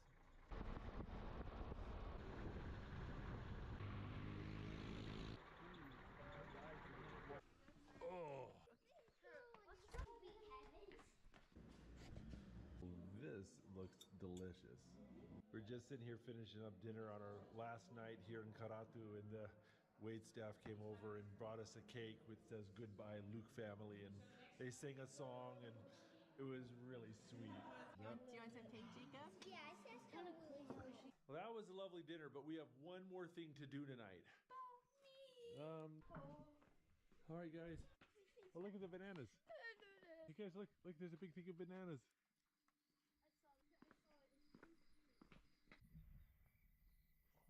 Oh, there's a bird right there, just sleeping in the tree. There's another bird right there. Right there. See him just sleeping in the branches. Yeah, you can just snatch the dove. Those birds are so asleep, they seem hypnotized. I swear we could just snatch them. Yeah. Oh, look, there's another one. Yeah, there's a creature down there. Yeah, he's right down there. I saw the yellow eyes. You're right, they weren't. What's on yellow eyes? Yeah, there's a pair of eyes right up there. Oh yeah, that's a bat. I think you're right. I think it is a bat. Holy crap. Is that a dung beetle? Holy crap. Oh, look at the size of that thing. Oh my gosh. Oh, it's making noises. This is a giant beetle. Look at the size of this. Look at this. Get me.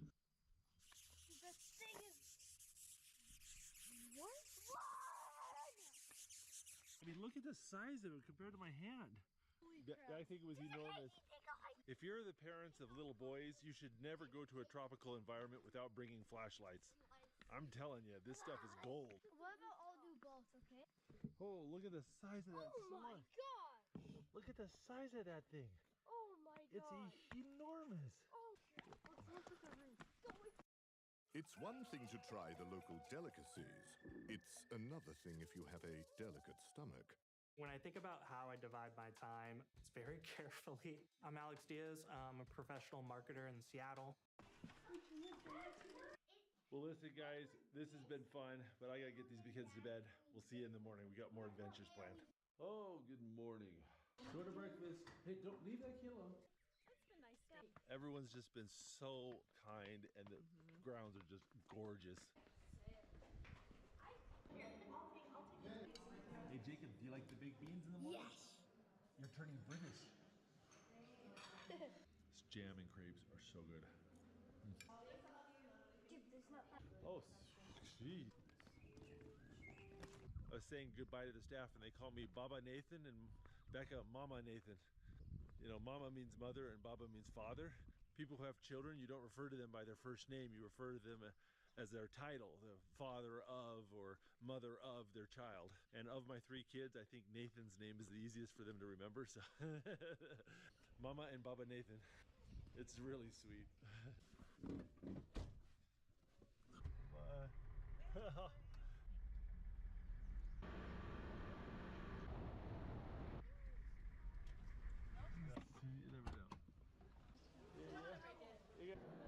So we got to do some souvenir shopping, buy some knickknacks for our family. Oh, look at this, babe. This is a bowl made out of cow horn. There you go, Becca. A giraffe of every size for you. It's going to pee on you. Jake, leave the giraffe alone. It's going to pee on you. Very lifelike. It's pretty cool, huh? I like the tools. Oh, just freehand eyeballing a 3-dimensional shape is tricky, unless you've done it a lot. It's a rhino, yeah. Jake, you want to try? Hakuna Shika.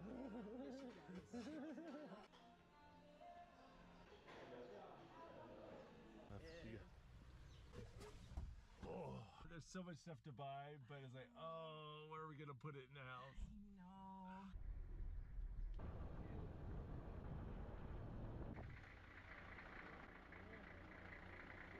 Like little babies are fighting over there. Oh.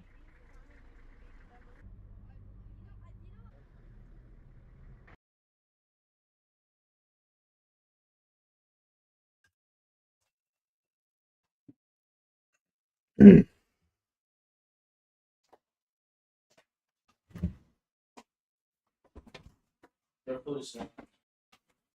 Oh.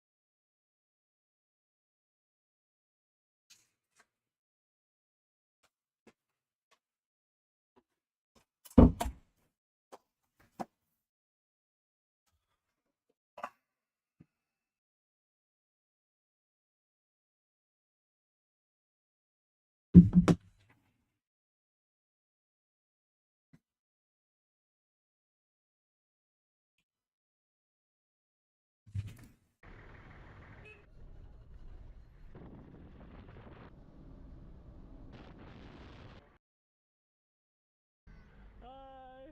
Well, Abbas is taking us to a Maasai village here, so we're gonna get to meet some Maasai people. Oh. Nice to meet you. Nice to meet you too. My name is Kimati. Ah, mine is Luke. Luke. And this is Mama Thomas. Mama Thomas. Hey, Mama Thomas. Whoa! You got a sticker on you. Look at you got a big thorn. The thorns. Oh yeah, thorns got you, huh? Karibu. Oh. Ini ebony, ini acacia. Oh. Yeah. Oh, that's a good wood. Can I hit her? Feel that? That is a good stick. Oh, yeah. And this is acacia? Yeah, acacia. Hey. Mambo. If there's Oh, a lollipop, I love the weapon. Yeah, Maasai they raise cattle, right? I'm a warrior. Yeah, you're a warrior. Yeah. Oh, you're looking beautiful, Mama Thomas.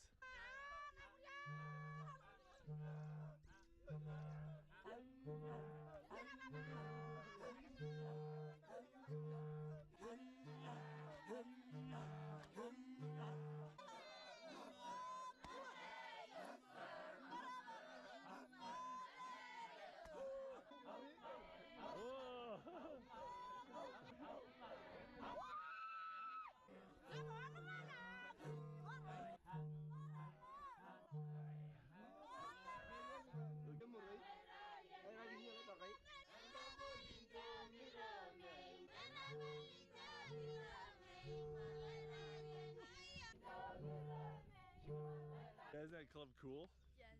So actually, this is Come. This way can stand here. Oh yeah.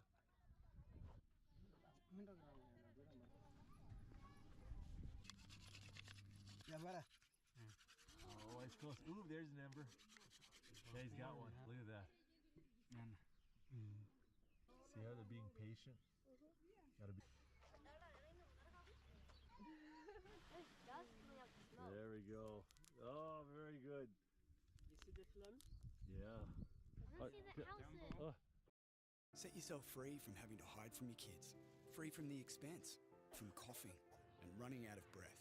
Set yourself free from the smokes and you'll be free from all the crap that goes with it. Visit besmokefree.com.au to find out how. Buongiorno, Brad. Wow, what a perfetto gift. DeLonghi. It's not just perfect, it's perfetto. Boa. Then please. Yeah, here you go. Whammy.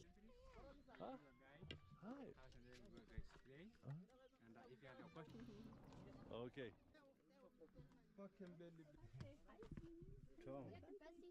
So, sorry for that because I think you were house. Yeah.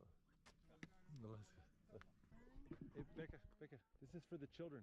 See, just a lot of these villages use tourism and selling knickknacks to tourists as a way to try to maintain their traditional lifestyle. They need money to buy their own land, to buy supplies, medicine, things like that. So if they want to maintain their traditional lifestyle, they kind of need income.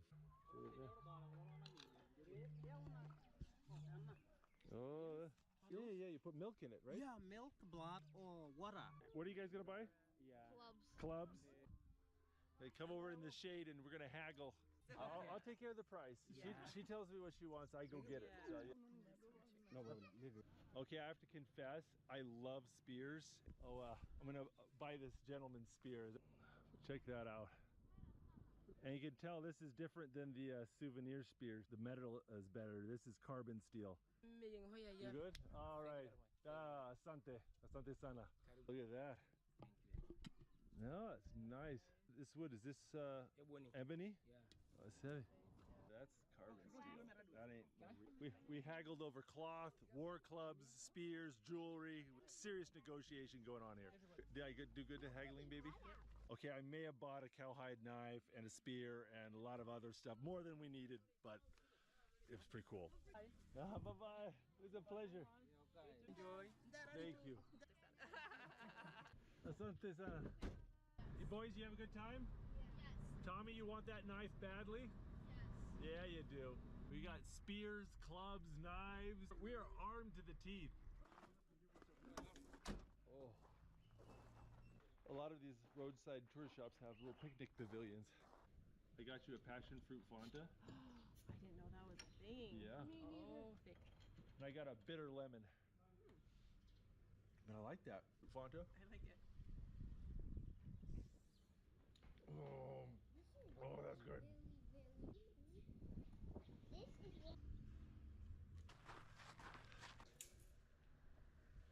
Well, we got all of our souvenirs packed up and wrapped up.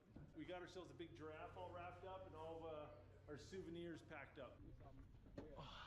Bye-bye. Becca bought a big wooden giraffe in the gift shop and they wrapped up all of our different souvenirs from the trip and helped us get them ready for the airport. We're just driving to Arusha and there's a giraffe on the side of the highway. Look at that. That is cool.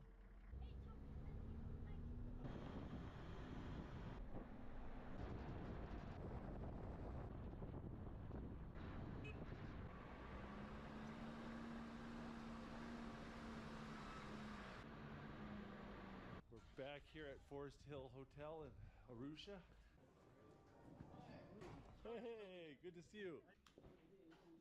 It's nice to be back.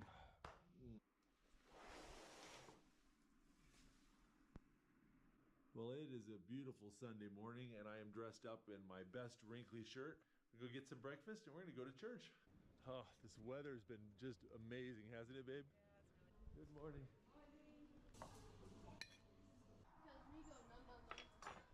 Oh my goodness, I could do this every morning. I'd never get tired of this. I've drank so much watermelon juice on this trip, I'm gonna miss it when we get home. It was really good. Good morning, Abbas.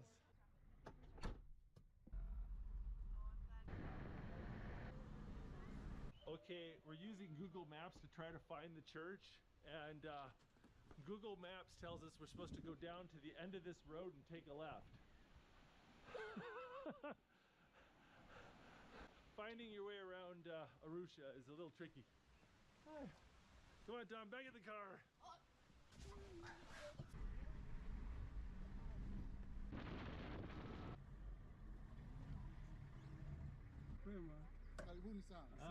How are you doing? Doing well, doing well. All right, we found the church. I'm gonna put my camera up. I'll see you guys in a little bit. Hey, see you. Bye. Hey, bye-bye. See you. Ah, Sate Sana, thank you. Oh, you guys have taken over Abbas's car.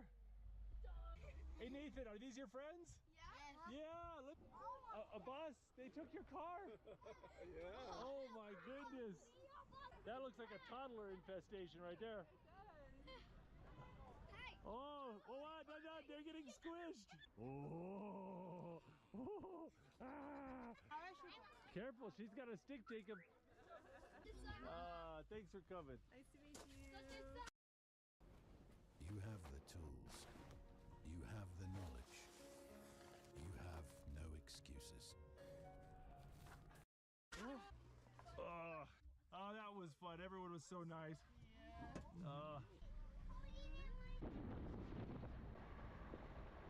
That was fun. Everybody was so nice. Well, it is a beautiful low-key Sunday. Yay, we've been tired. No, we need to get our energy up. We need to rest a little bit. Tomorrow's gonna be a little rough. Like 27 hours on the plane or something. I don't know. Becca, has it been a lovely day? Yes. Oh, good. Oh, we've just kind of been relaxing and taking it easy, but now it's time to pack. We've got a lot of stuff to pack up. Pack up for me. Pack me. Yeah, there's. I was thinking this guy going, oh. Oh no. Be quiet. I need to refill.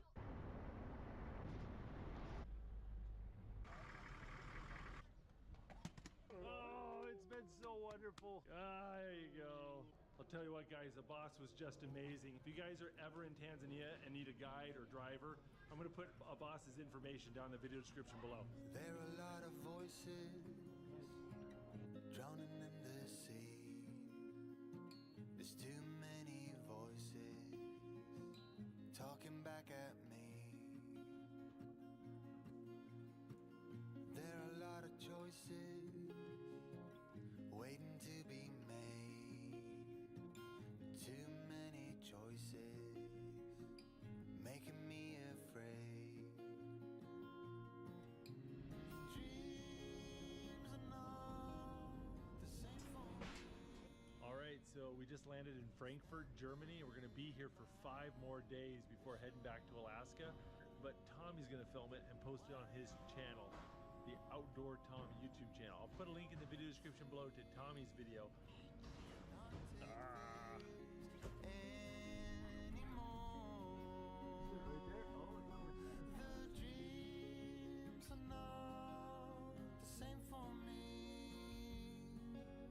Standing by the shore. Why Oh, I'm so tired. If you like that video, make sure to check out the Outdoor Boys YouTube channel, where we have hundreds of videos just like this. And if you want to see our newest adventures, make sure to click subscribe so you'll get notifications.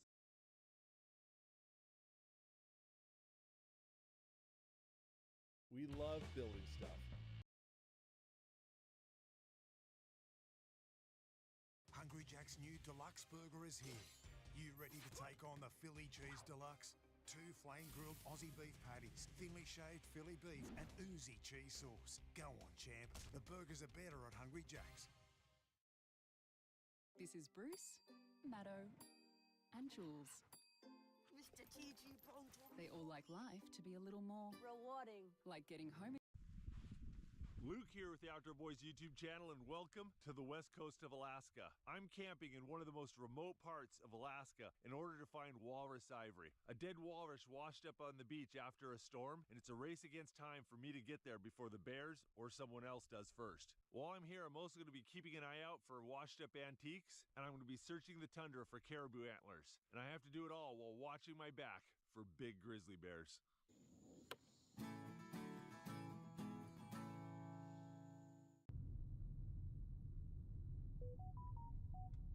Just got a text message from my buddy Gabe out west. Says he just found a walrus. Looks like I'm going walrus hunting.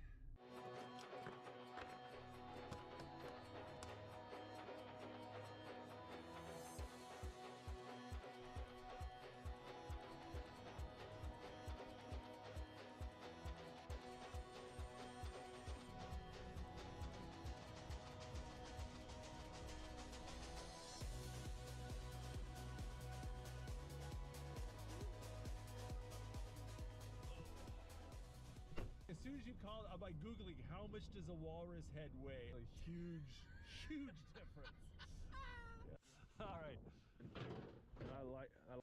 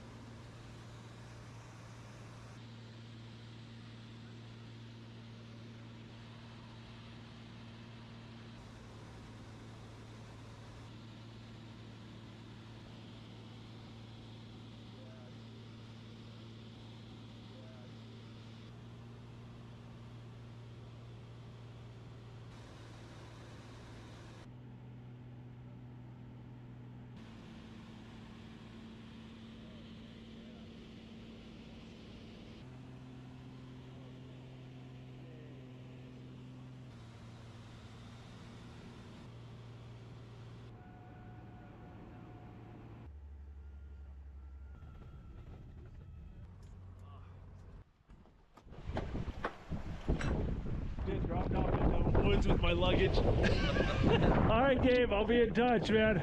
All right, thanks.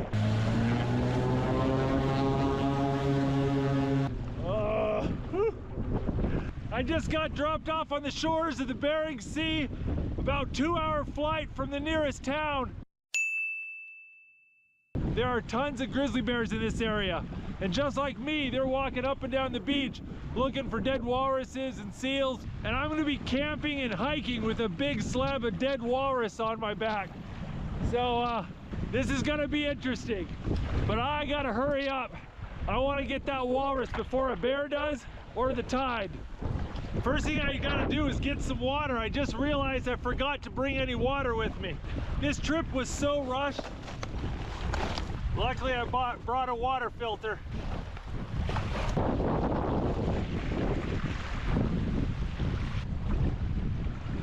The water's fresh, but I can tell there's a little bit of salt in it.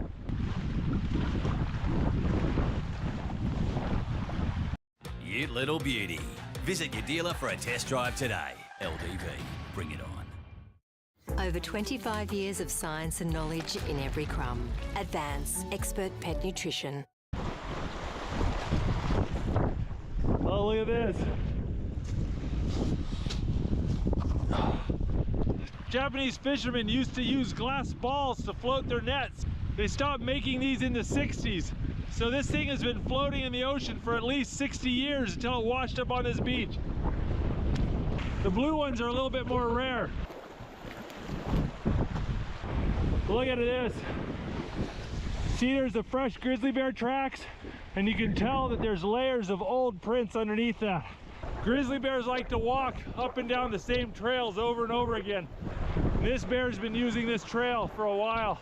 I definitely don't want to leave my gear on this trail or I'm going to have bear problems. I got off the grizzly bear trail and I can see another trail going right through here. You can see here the hoof prints. These are all caribou tracks.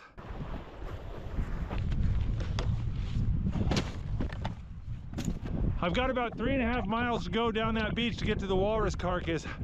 So I'm gonna leave most of my gear right here and hope the bears don't find it before I get back. My guess is that as long as I'm back here before nightfall, I should be okay. You know, people tell you all the time, don't leave food in your pack because the bears will get into it. Bears will get into your pack just because it's a funny color or an unusual material. They're like a toddler. They don't need an excuse to destroy something. They'll do it just because they're bored and curious. Oh man, look at these wolf prints. Look at the size of that. That is a big wolf print. I'm keeping my eyes peeled as I'm walking down this beach. I could find all sorts of cool stuff. It's not uncommon to find fossilized woolly mammoth ivory sticking out of the cliffs. More bear tracks. I gotta make sure to look behind me from time to time. Wolves and bears walk a lot faster than I do. And they don't say on your left when they come up from behind.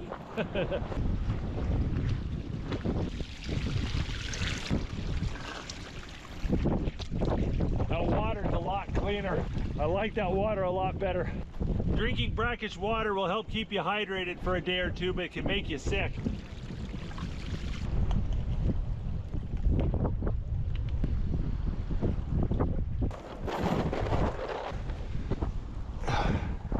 See right there? That's like a seal vertebrae or something right there.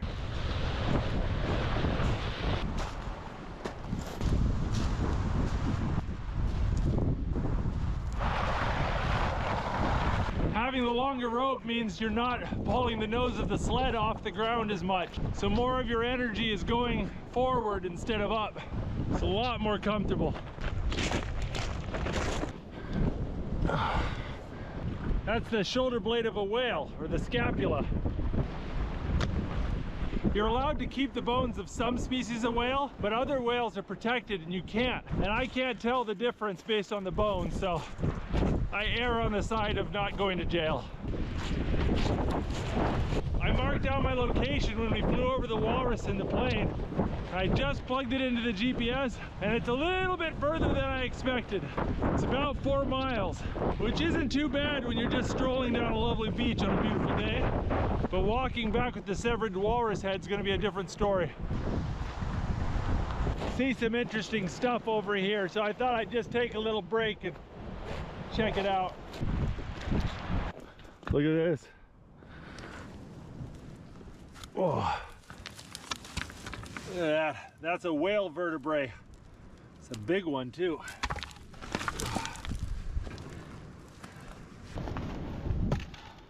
The backbone of a giant whale.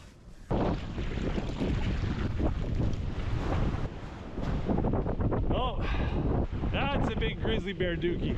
My goal on this trip is to not end up looking like that.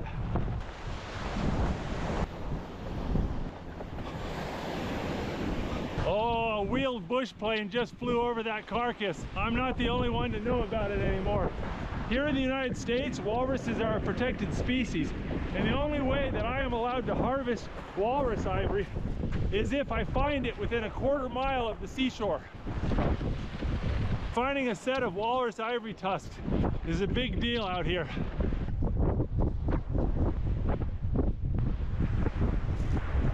It's getting a little hot and that rope was digging in my shoulder. 2 miles down, 2 miles to go. I'm determined to get to that walrus before a bear or another person does. It's one thing to try the local delicacies. It's another thing if you have a delicate stomach. 10-year warranty.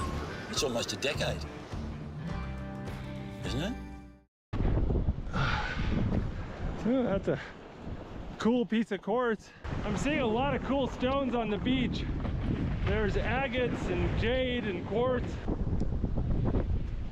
That's pretty. Oh, that is a big grizzly bear. And you can see it right next to it. This is a wolf print. They say however many inches across the front pad of the grizzly bear is how many feet long it is. So this is about a 7-inch pad. That means it's 7 feet from nose to tail. So if the bear stands up, he would be about 8 feet tall. It's not a record bear, but that's a good size one. A really big bear will be over 10 feet. I can see the walrus, and there's no grizzly bears. Yes.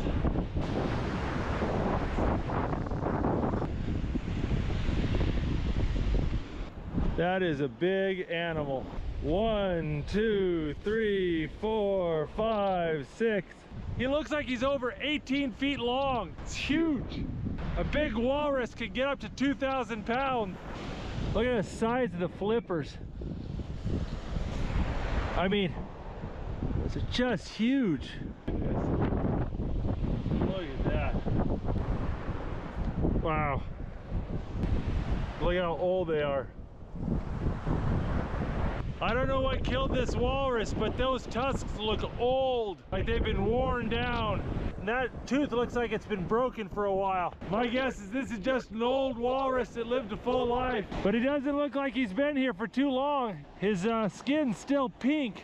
They kind of turn purple and black when they start to rot, so could be a lot worse. I love beachcombing, and for whatever reason, I've always wanted to find a dead walrus so I can harvest the tusks and skull and hang it up on my wall. It's weird, I know, but there you have it. Getting that head off that body is going to be a long and disgusting process. So I think I'm going to have myself some lunch before I get started. Always wash your hands after touching a dead walrus. Now I know a lot of you probably don't want to watch me cutting the head off this walrus. It's going to be a little bit icky. So I'm going to try to be tasteful in my editing.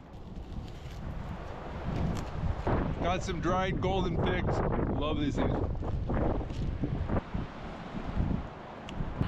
Well, enough procrastinating. Think it's time to suit up and do the dirty job. I'll be honest, it doesn't smell very good where I'm sitting. And once I cut into that carcass, it's gonna get much, much worse. So I brought along some earplugs. May look ridiculous, but it's worth it.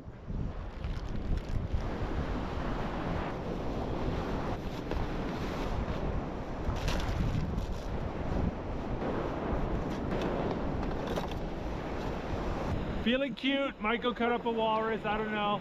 This may seem like overkill, but anything that gets rotten walrus on it will not be allowed back into my house. All right, I have never dissected a walrus before. You gotta find the joints. If you try to just smash through these bones, it'll just destroy your axe. There's a bony bit right here. Oh, the jaw goes all the way. Oh, I need to adjust my nose plugs. Oh, get them deeper. Oh, that was bad. That was the worst smell I've ever smelled in my life. Oh. My axe is brand new sharp, and I'm barely making a scratch. I'm gonna need to try to cut away this really, really thick skin and blubber so I can see the joints and know where to cut from there.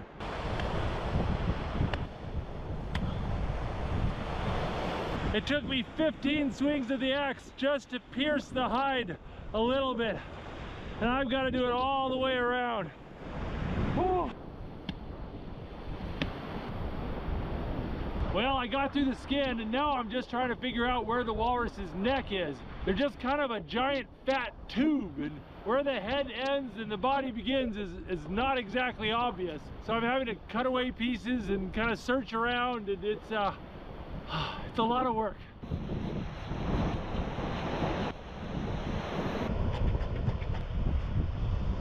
I nicked my glove. Gotta make sure my finger's okay.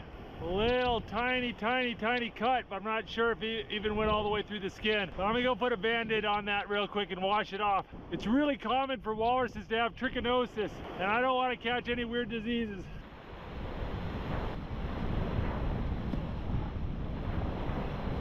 Well, I spent about an hour cutting, hacking, and sawing, and I got the head off. I need to sit down with the knife and cut off as many bits of flesh as I can to lighten the load, because I gotta carry that thing 4 miles. And I don't care how ridiculous these nose plugs look, they're an absolute lifesaver.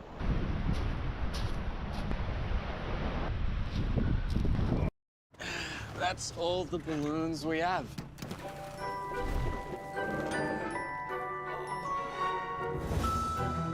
Lucky 8, sir. Someone's in for a surprise.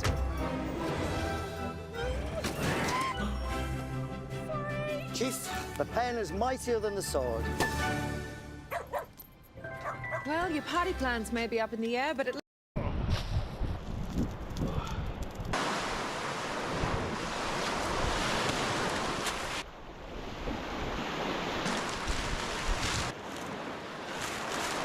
Oh, my GoPro is never gonna smell the same again.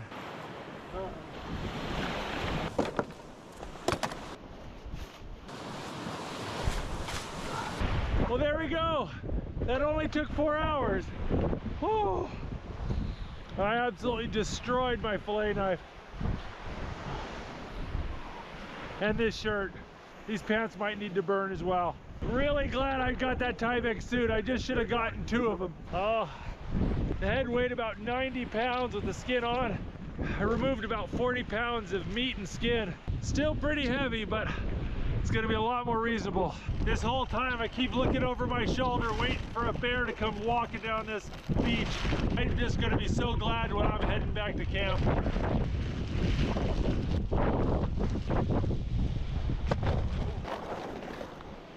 Oh, that is noticeably heavier. But now that I've got my walrus head, I've got to hold on to it. You know, I'm dragging 50 pounds of bear bait behind me. I guess I'm technically trolling for bears at this point.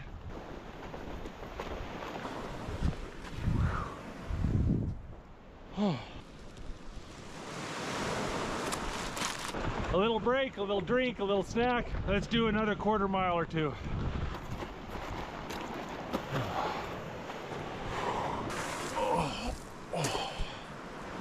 Oh, my back. Oh, but if I keep taking breaks, I think I can save my back.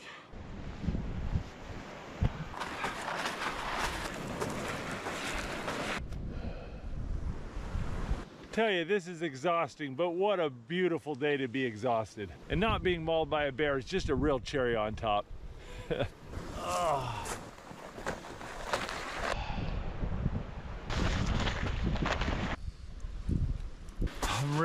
anxious to see if any animals messed with my stuff. Probably gonna be okay. Looks like my gear's all here. Yay. I am tired. Oh, there's a hole in the bag and the walrus head just leaked goo all over the sled. I got maybe an hour before it gets really dark, so I'm gonna try to gather firewood.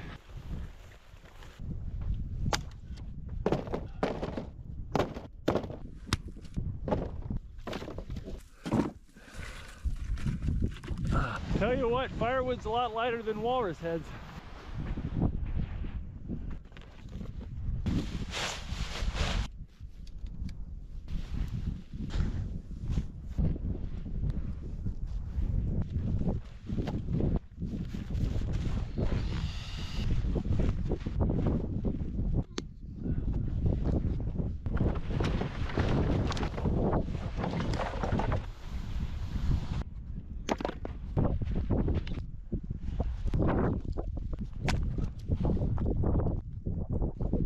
Fire doesn't need to be big and scary. It doesn't need to last all night. It just needs to be sending smoke downwind the same direction as that walrus smell. So any bear that picks up the smell of the walrus will also know there's a human here.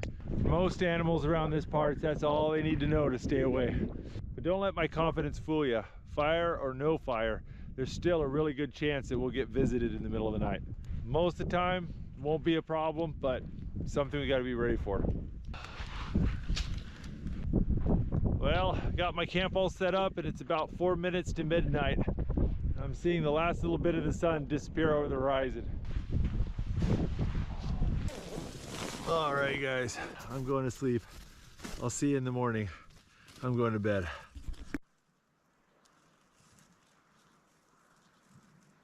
Well, I think I earned myself a very lazy morning, but it's time to get up. Oh, the mosquitoes are fat and juicy this morning. Oh, they had fun with me last night.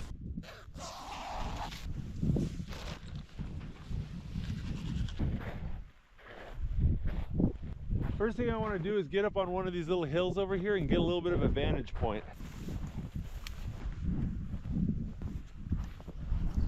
Oh, look at this. I think that's a tern egg, an Arctic tern. See this landscape out here? This is tundra. Most of Alaska's interior looks like this. It's just this soft moss covering everything. The crazy thing is that almost all the plants you're looking at are berry bushes. And in the fall, there'll be crowberries as far as the eye can see. You'll just be walking on them.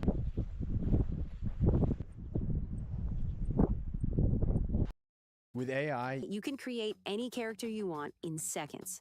This used to require huge Hollywood budgets, complex software, in tons of time.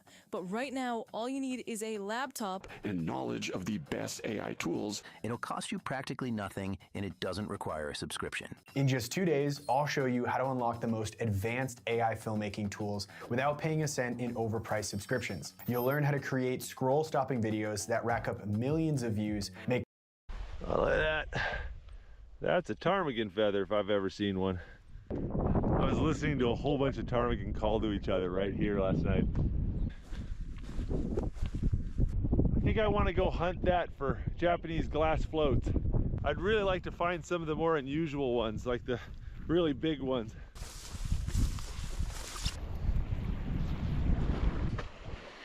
Look at this one.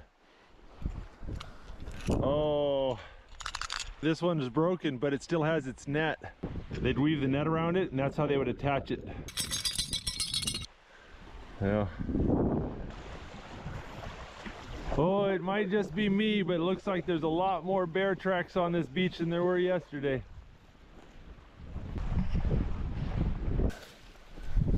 Some places they make swings out of tires. Here in Alaska, you make rope swings out of buoys.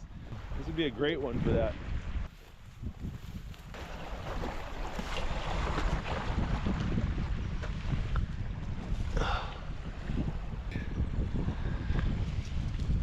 Way too late in the season to be viable. It's just probably a rotten, forgotten one. But collecting gull eggs is a big tradition with the native people here in Alaska. Early spring, you can come out into these dunes where they nest and just pick up baskets of eggs. It's a wonderful treat at the end of a long winter. Oh, look at this. Oh, that's a really nice whale vertebrae. It's nice and bleached. Yeah, that's a nice one. I really got to learn my whale identification one of these days.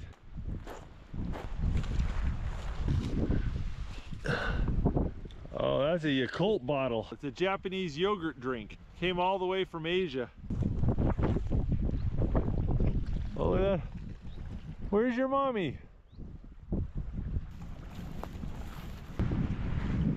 Well, yesterday worked out pretty well, but I need to boil that walrus head. But I'm gonna need something to boil it in.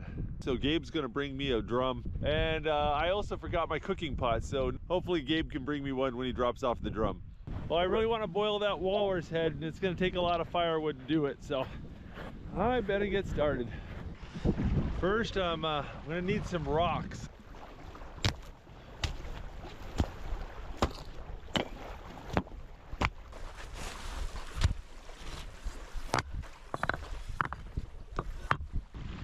All right, that's looking pretty good.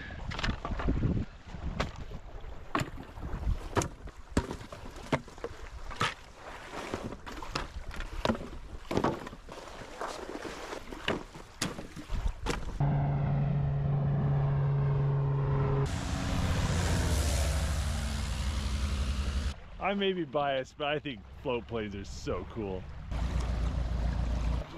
I saw. It wasn't horrible, but oh, thank you. Awesome. Yeah. That is perfect. To run over there and take a look. Yeah, yeah, sure, absolutely. I should have put on my rubber boot. Get on. Yippee! All right. Gabe thinks he saw another dead walrus over here by the shore, so we're gonna go investigate real quick. This is what, walrus number 4 in a week? I believe so, yeah. That's crazy. Yeah.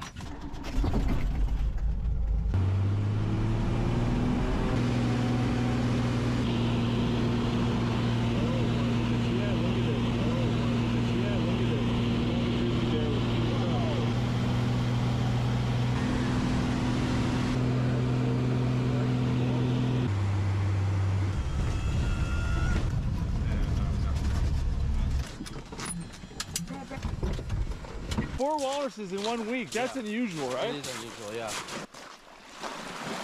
That's definitely a walrus. Yeah, I think that's the head over there. Just grab in there with your hands. Fish around.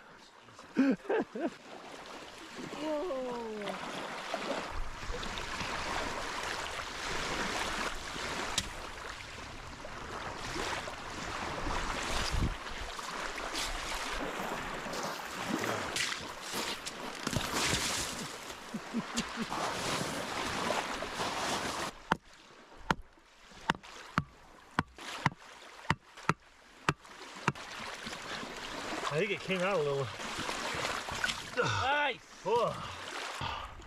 There we go. That's a walrus tusk right there. It's like hollow down to about there. And this part's all solid. Oh, that's heavy. Feels like that weighs 7-8 pounds. That's a lot of work. And that right there is the lower jaw without the teeth. See where he's missing? His molars have come out. But look how thick that bone is. That is solid. Oh, I touched that. Oh. You found them both, right? Yeah. You can help it.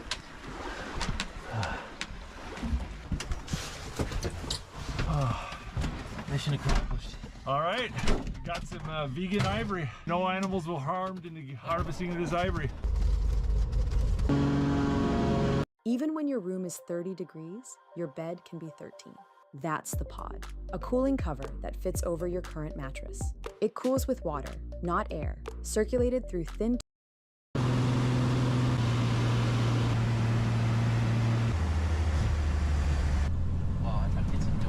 Yeah, you can jump out and jump in the front. Here, what's the best way Just to jump ride a on. man? Jump Okay. 200 pounds, Gabe! You sure? It's like 220. Well, I got a lot of stuff in my pockets. Okay, man. That was awesome. All right, thanks, Gabe. I'll see you tomorrow morning.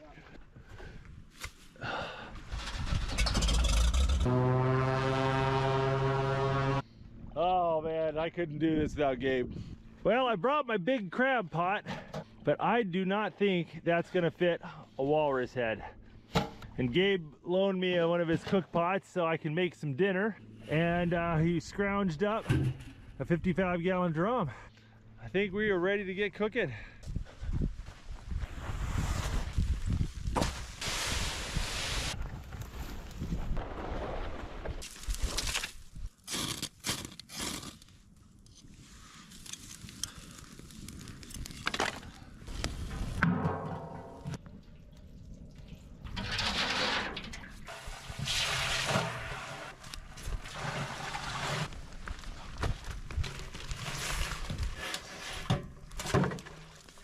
It's really important that I get the skull boiled and as cleaned up as I can before I bring it home. There's been 2 incidences in my past where I have let skulls rot in our garage, and my wife has informed me that there will not be a 3rd one. My wife is a very patient woman and she doesn't ask for a lot. I'm gonna let that boil while I go make some lunch.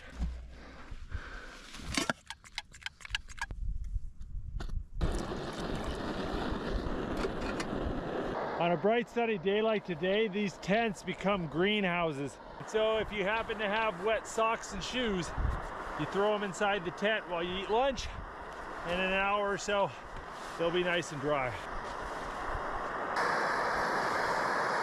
I got a hearty lunch planned for today because I am hungry. Boiling back rice, can of beanie weenies, and I found this Chinese style bacon at Costco. It's good for about a year without refrigeration.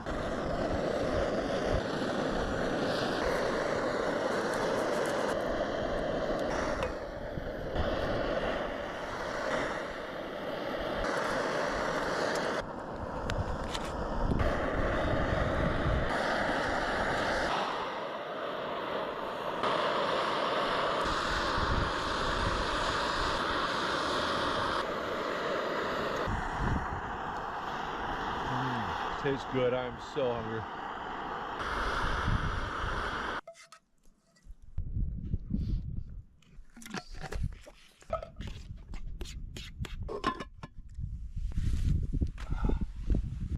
Nice and dry. Feels good to have an actual meal in my belly. I skipped lunch and dinner yesterday because I was too busy, and I skipped breakfast this morning because I forgot my pot. Let's check on the walrus.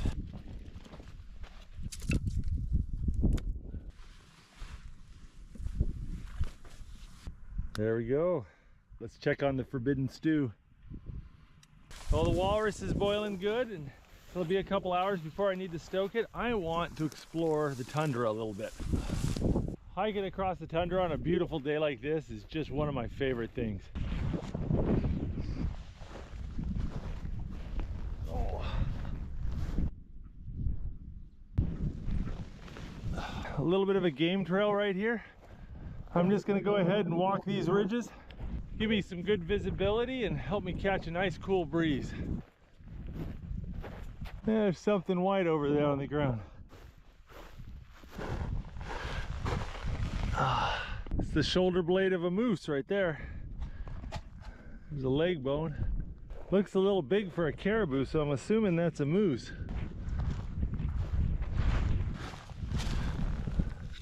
Whoa. Look at that. Look at that young bear skull. That is so cool. Look over here. There's the lower jaw. Oh, there's a tooth. There's a tooth right there. It's not that common to find predator skulls, and when you do, they're usually either too fresh or too old. There's something down here too.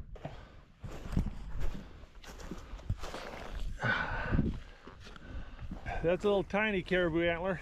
Might be to a female. Each winter they drop their antlers, and both the males and females have antlers. Some of the caribou antlers are so big I can curl up and take a nap inside them.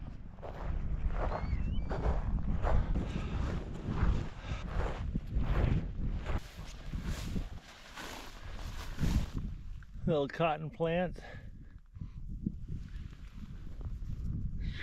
The Mega Wrap and Cap. All your brookie faves wrapped up. Only at Hungry Jack's. Get the new MG ZS5 Turbo from just $25,888 drive away.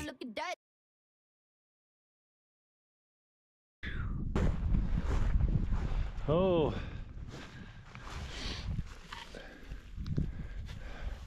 There you go. That's kind of like an average male rack right there. It's not bad. A little bit rotten.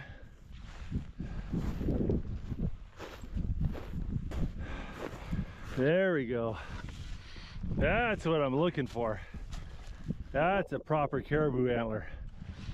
Yeah, look at that. I think I'll follow this caribou trail a little bit. Oh, ptarmigan. A whole bunch of ptarmigan right there.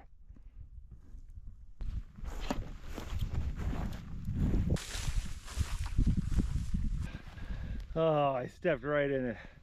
Looks all normal. Is water down it. Ah. There's another booby trap. You gotta pay attention to the vegetation. This stuff means water. Yeah.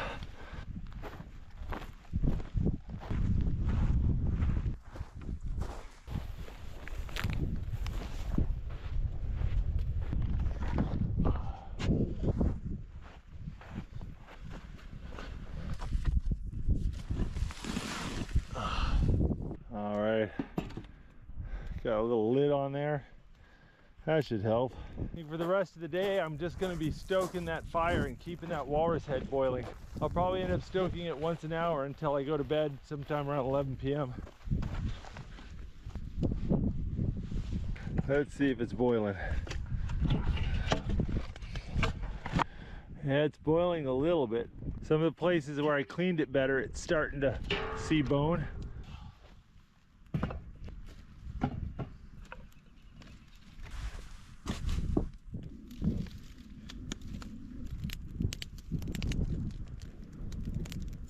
Yeah, I can hear it boiling pretty aggressively. I'll let this do its thing and I'm gonna go get some dinner. Oh, the flies got into that. I had this storing in the cool gravel and it's only been a couple hours, so figured I could still have it as leftovers, but I didn't put the lid on properly and the flies are all over it.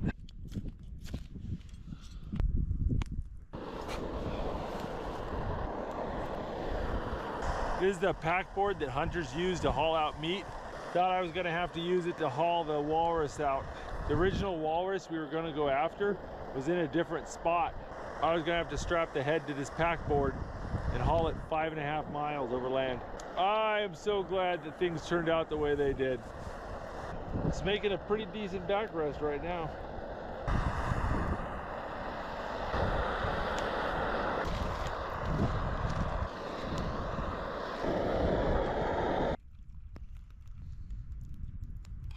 Not too fancy, but today I'm too tired for fancy. Sweet baked beans and salted rice.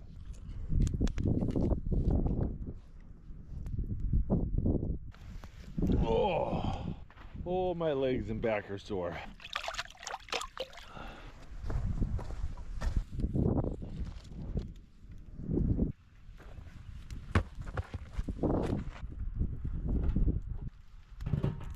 Come back and check it in about an hour.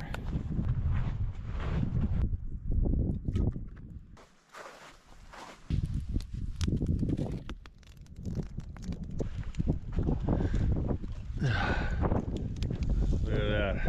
I can't read Chinese, but I know a few Chinese characters. I think that's ice and tea.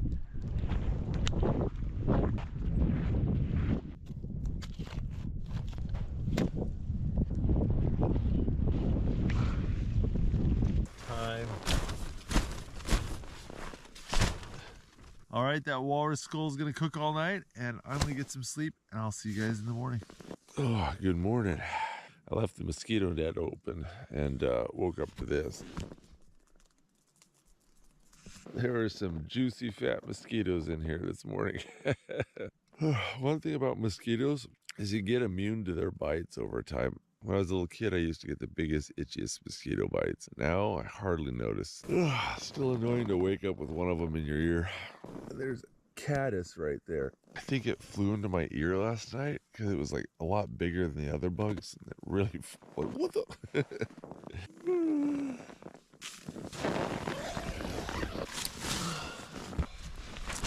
It is another beautiful day. I can't believe how calm and sunny it's been. And the ptarmigans are giving me a little serenade over there.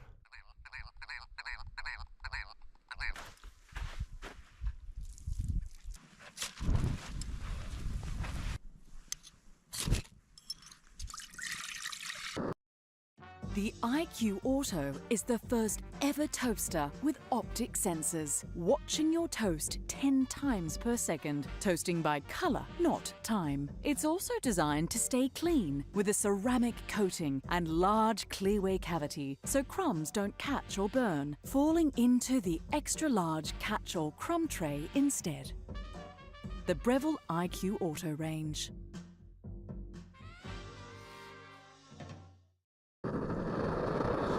Well, let's go check on the walrus head and see how that's doing.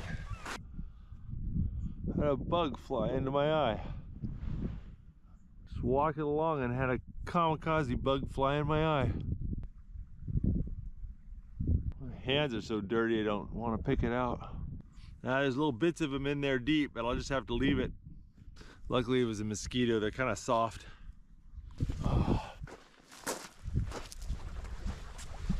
Yep, that is burned out.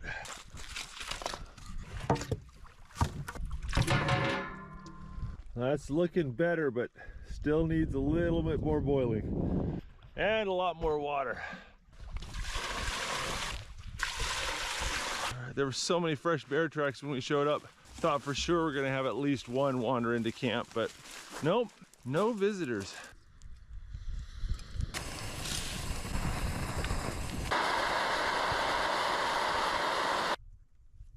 Come on, flies, out of my breakfast. They love the hot chocolate, apparently.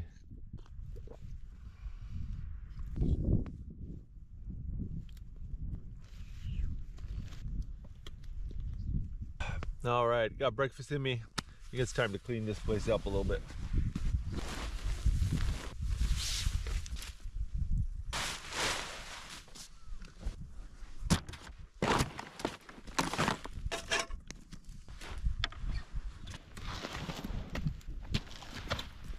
Well, Gabe's gonna pick me up. I need to go get to the shore. Hey, Gabe's a little early, awesome.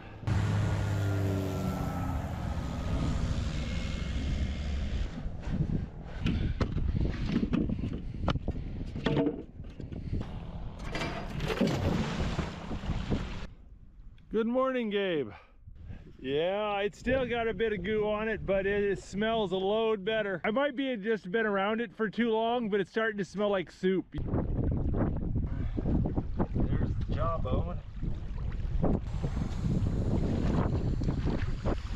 I'm sitting right here. It's like totally normal, like That's pretty gross. I've got some little twist ties. That thing will take care of you. All right. Oh, I love that I'm filming this too.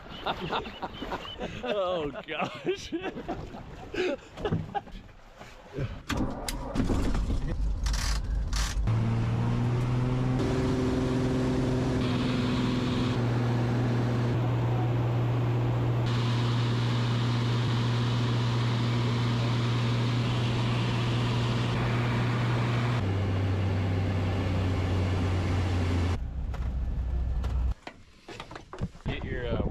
Yeah, we got it. I don't know. And if you ask them a question behind the desk, and he's like, Yeah, see you next week. Yeah, I'll see you in a few days. Yeah. Sure.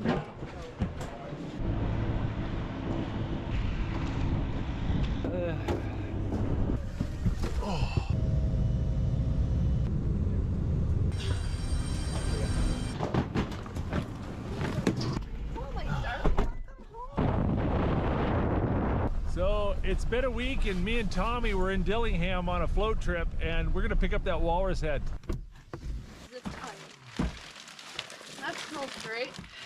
smells so bad. No one has to. Alright. Got it? Whoa, that is huge. That's cool. See you, Gabe. See you.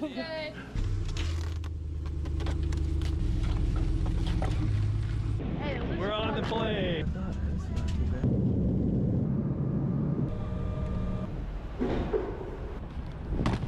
I don't accidentally scrape anything. Working up.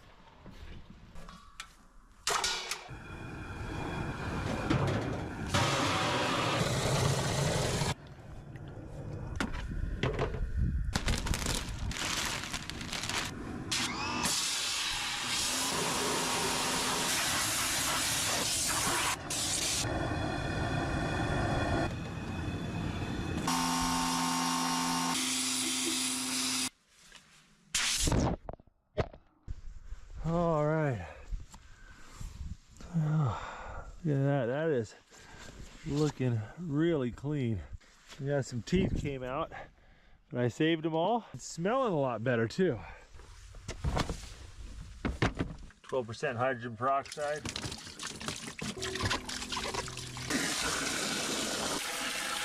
I diluted the hydrogen peroxide down to about 3%, and we'll just let that sit for a little bit. Well, for the last 2 weeks, I've been soaking the skull in Dawn dish soap and hydrogen peroxide, and it's come along pretty well. But it still has a little bit of a smell to it. These little grease spots here and there. But now that it's not super gross, I can take it over to the federal fish and game officers to get it registered. So I'm gonna go do that today. If you want to build an app and have no idea how to code or where to start, check out Base44. I built this daily habit tracker that helps users log small wins. And by the look. Welcome. Can you grab the bag and the 2 bits of ivory? Yeah, sure. All right, we're gonna go take this in to get registered. I'm gonna leave the camera behind. Yeah, lay that down. All right, we registered all the walrus parts. They drill a little hole in the top of the ivory and they put a little tag on them. This one's got one too. And you'll still be able to fit this back inside. Question, if you want.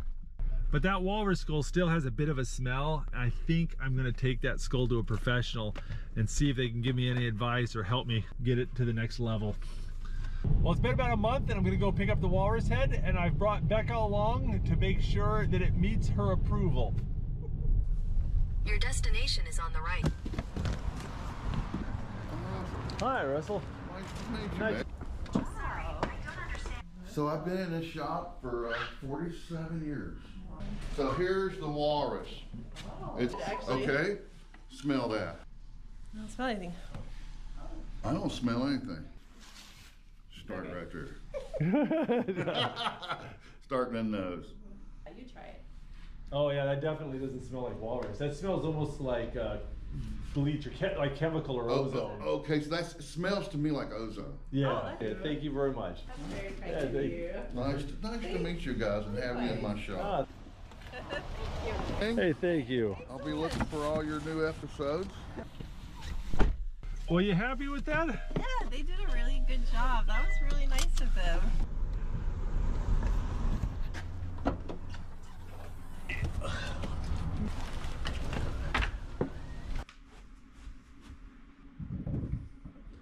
Took a long time, but there you go.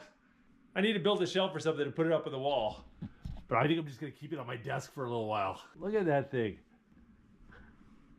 Oh, that is so cool. It's what every man needs. A giant animal skull on their desk. So, pretty happy with that.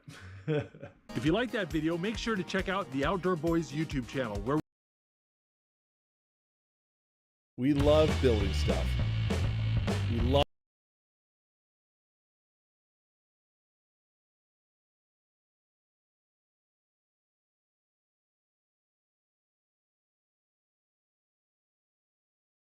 Luke here at the Outdoor Boys YouTube channel, and I'm spending the next 6 days here in the Arctic of Alaska. I'm going to be solo camping in my hot tent on the frozen Bering Sea. I'm going to be fishing for king crab through the ice, hunting for ptarmigan, and my family's going to be joining me later on as well.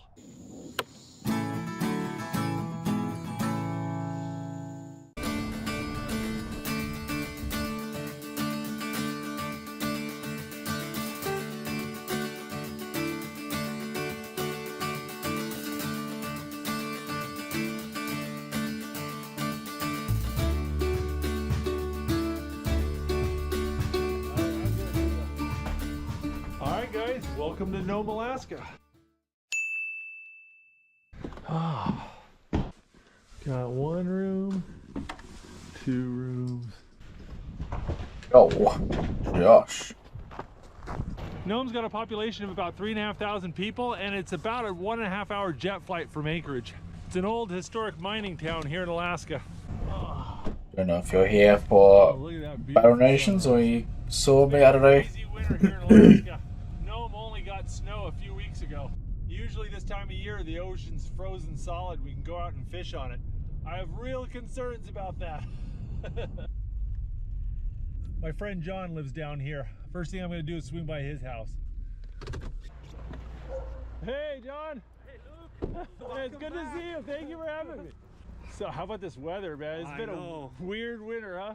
3 different people have already told me about how weird the ice is. Oh yeah. I already have 2 pots out there. 2 of them are set and 2 of them are on the ice, so we can set them. I brought 2 shrimp pots. We're gonna try for some shrimp too. I am just mindlessly grinding while watching YouTube. 130 destinations. Qantas and American Airlines. Together we go further. Shop Black Friday at Kmart. Discover unexpected finds at incredible Kmart prices, like toys, beauty, and more. Shop in store and at kmart.com.au. Only while stocks last. Kmart. Low prices for life. Whoa.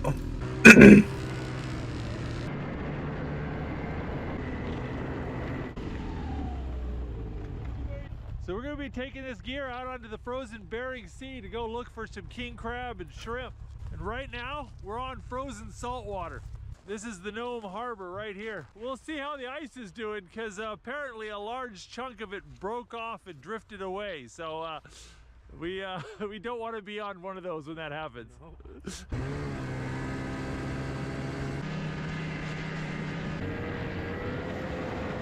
There's some gold miners diving for gold under the ice over there. We go check it out. This is someone's gold claim. Doesn't look like they're here though. They'll use the auger to cut a big hole in the ice, and then they'll send a diver down to the bottom with a big vacuum dredge, and he'll suck up the sand and gold off the bottom and send it through this sluice box right here. The divers will have to have a boiler that pumps hot water into their wetsuit in order to be able to stay down and work in the cold temperatures. It's pretty hardcore stuff. Is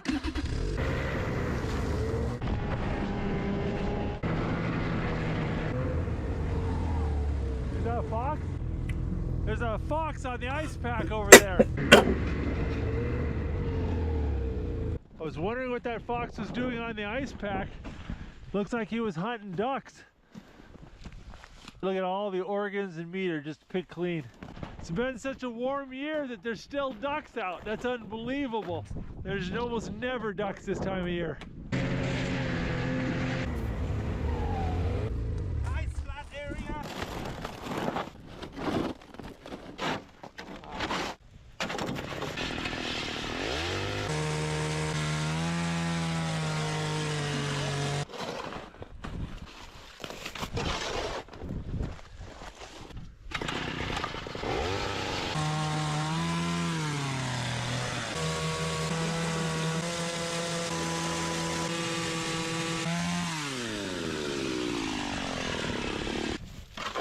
Too bad.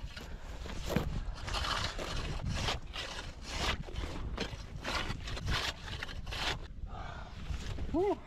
Oh, exercise. Oh, there we go. Okay, I was here alone trying to do this. Oh.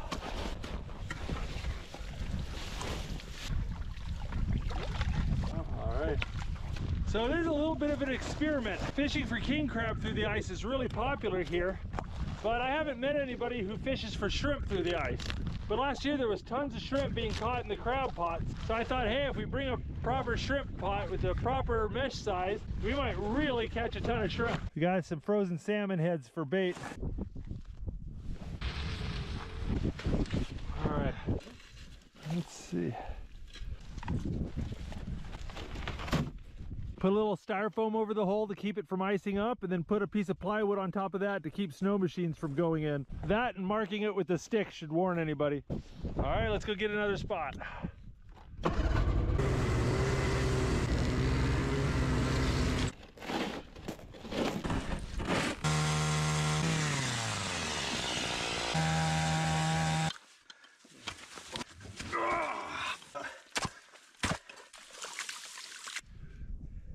Wife, no. We'd love to. We'll let those sit overnight. We're gonna go check a couple crab pots they've been soaking.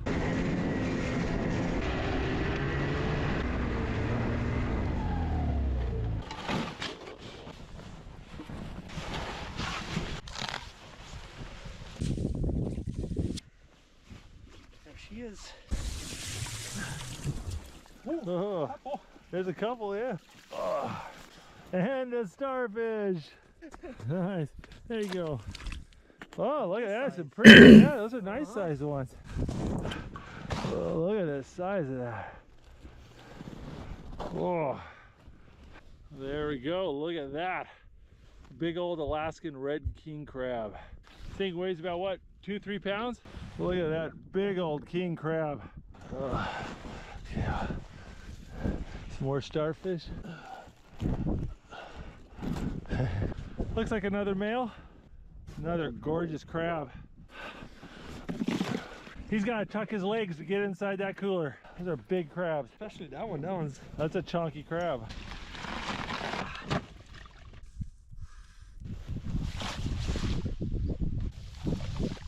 But you know, keep.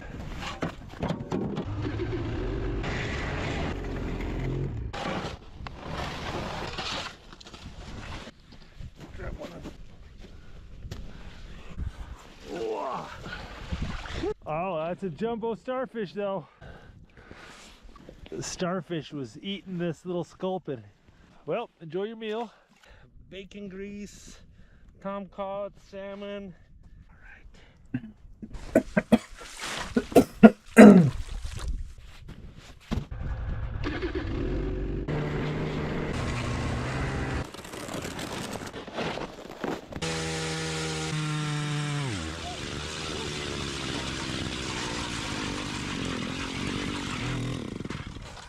Oh, that twitched my. Oh, that thing broke. Oh, that auger broke. That's why it went crazy. We're gonna go head back to town and see about getting another auger.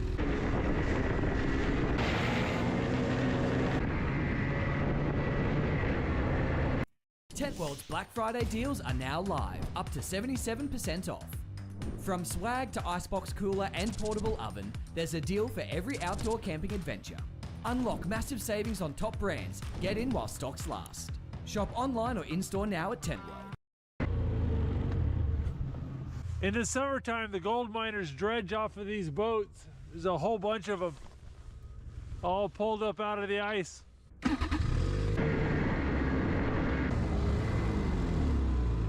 So I want to go camping on the ice pack tonight. So I'm going to go get my camping gear out of the hotel. And while I do that, John's going to go ahead and hunt down an auger. I got camping gear and now I just need some food and supplies. Stop in here at the AC store and get some groceries.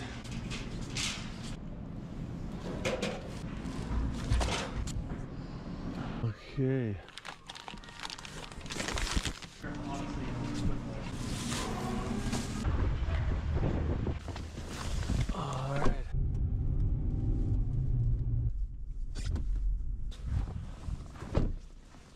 All right, we got an auger, we got our gear. Let's go.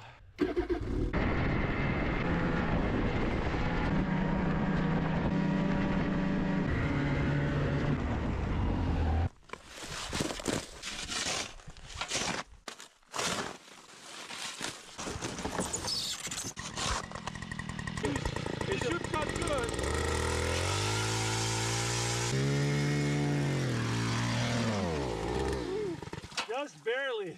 Yeah. I think I got a little water on that.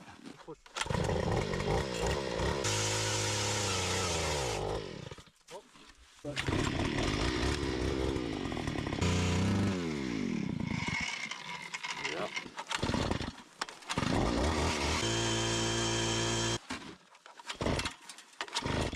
Maybe we didn't let it warm up enough.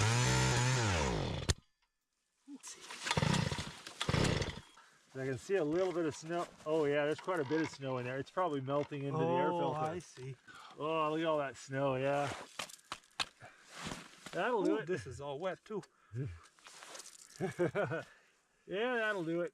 I'm 2 for 2 for breaking John's augers, but I like to mix it up a little bit. So this time I got a whole bunch of snow and water in the air filter, which has flooded the engine with water, which isn't good.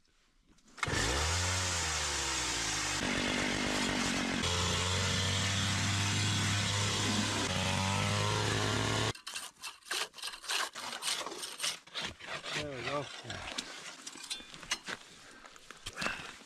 Yeah. Always wanted an ice chair, huh? All right, there we go. Got a nice little spot out here on the Bering Sea. Got 2 holes to fish through. Now I just need to set up my tent. Normal tent stakes won't go into ice, so you have to use screws.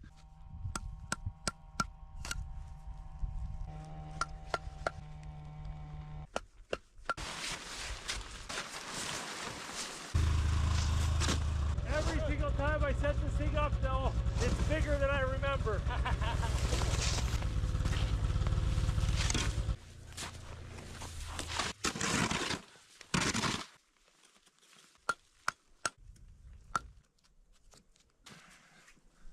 While I was fussing with the tent, John cut another hole for a crab pot.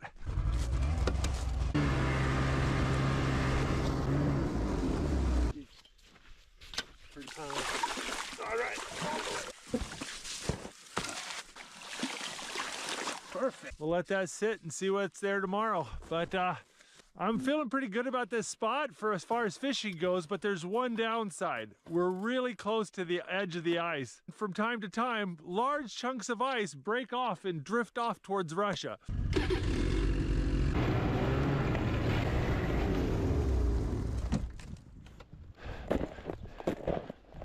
This right here is loose moving ice. You can see it, it's actually drifting right there.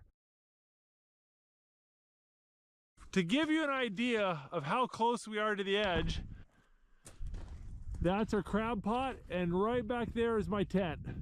Other than the ice breaking underneath me and drifting off to sea, my only other real concern is polar bears. Normally the polar bears don't come around Nome until the ice breaks up, and that usually doesn't happen until April, but you know, the ice is breaking up, so you know, I'm sure there won't be any polar bears. It'll be fine. It'll be fine.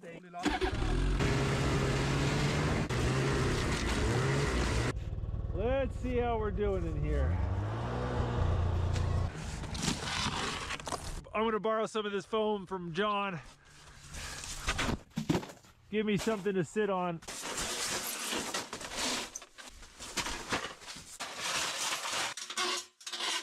This right here is a titanium wood stove. It weighs about 1.5 pounds.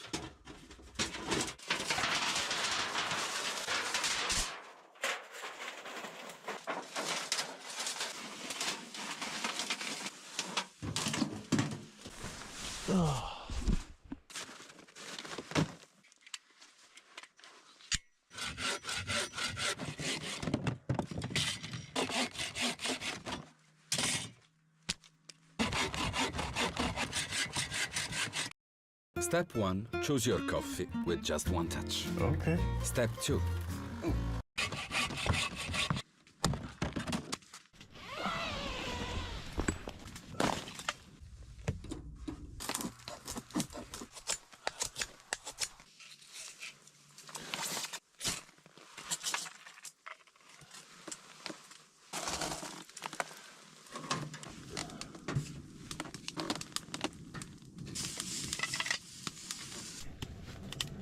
All right, there we go. It's warming up nicely in here. I got my gloves hanging up so they can dry. And I think it's time to start doing some fishing. So this right here is a crab snare. You tie it to the end of your line, you put some bait inside the cage, and you drop it down at the bottom of the ocean, and a crab will come along and start eating on it, and hopefully one of his legs will get caught in these little snares. We got a frozen tom cod here. Some shrimp pellets.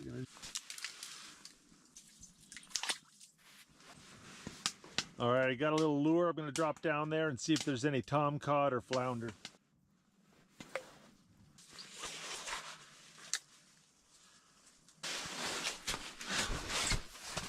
All right, we got 2 rods set up.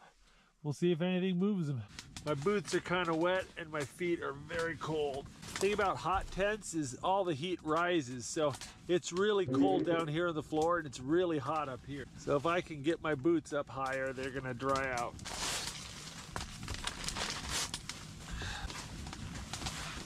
Hang my socks up.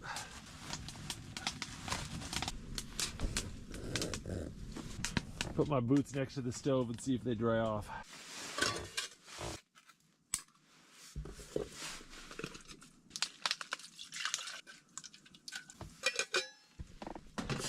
Let that warm up. All right.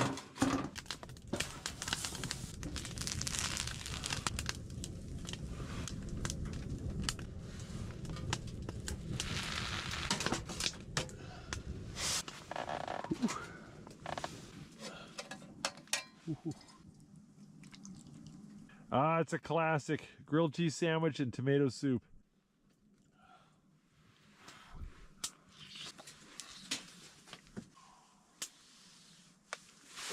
Ah, that's good. I think I'm gonna go ahead and top off that grilled cheese sandwich with a nice little dessert. I worked hard today. I earned it.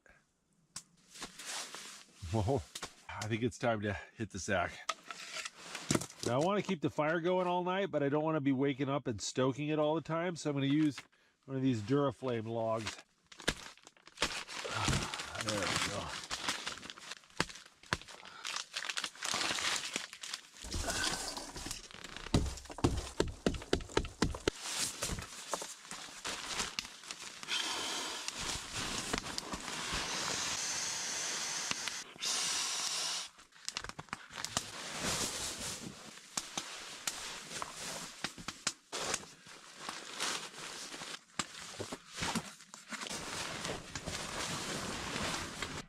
My sleeping bag's starting to warm up and it feels good. I am so tired. I'm just gonna sit here and watch my fishing rods, but unless I get something on, I'll see you guys in the morning. Well, good morning. It's about 8 a.m. and as far as I know, I haven't drifted off to Russia and I haven't been eaten by a polar bear. Very strong start to today. I haven't seen any action on the rods, but I think they're both frozen in the hole, so I might have to break that loose and see what's going on. I'm not 100% sure what the temperature is outside, but I can tell it's dropped aggressively. It's cold in here. It's really cold. You can kind of use the frost line to gauge how cold it is outside. The higher up it is, the colder it is. It feels like it might be close to 0 degrees Fahrenheit outside. It's pretty cold. But the sun's gonna come up in about a half an hour and I am completely out of firewood. So if I don't want it to get really cold in here, I better go outside and start cutting some more wood. Oh, I am bleeding feathers. Oh, my boots. The toe box is dry and warm, and this part is very cold. My ankle is icy cold and my toes are so warm. It feels really weird.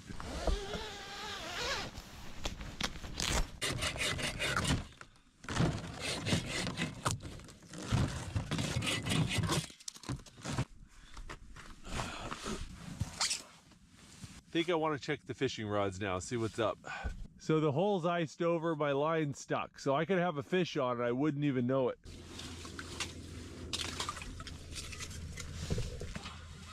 Ooh. Oh, look at this. A little crab. Oh, he was tangled up in my line. He's kind of fuzzy. Oh, it's a female crab. Oh, and she's got eggs. See, those are her eggs in there. I don't know what kind of crab that is, but let's put her back. The shrimp and crabs have been at it. Look, the bait's all bones. There's hardly any flesh left on the bait. I'll have to freshen that up.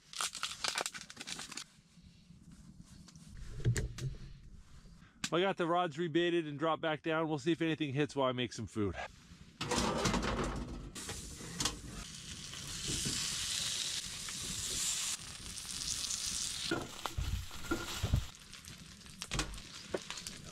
Right. Oh, curses! Well, I just lost an egg. I'll have to refinance the house to get another. Let's see if we can keep this one on the skillet. Stay where you are, Mr. Egg. Hey, hey, nope, nope.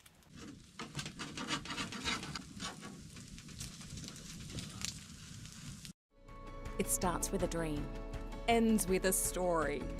Travel confidently with 15% off Allianz Travel Insurance. Search Allianz Travel Insurance today.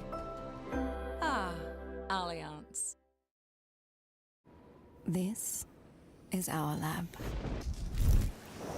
where skin faces. There we go, a little egg and sausage sandwich. The ketchup isn't frozen, but it's thicker than normal.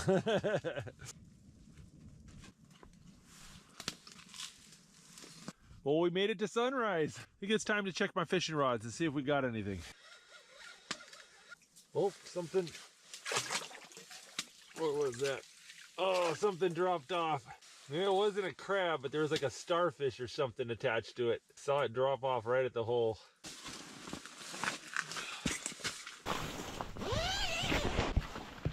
Oh, it's cold. It's about 10 degrees outside. Oh, it is a beautiful day out here. I think I'm gonna clean up a little bit, then we're gonna go check the shrimp pots. Alrighty.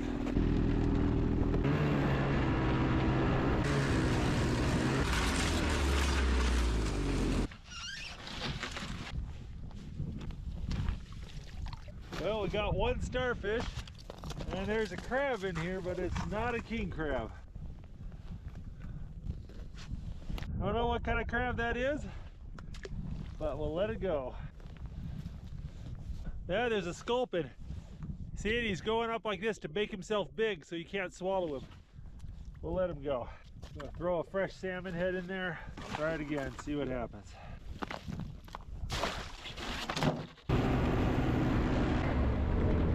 Here's the second shrimp pot.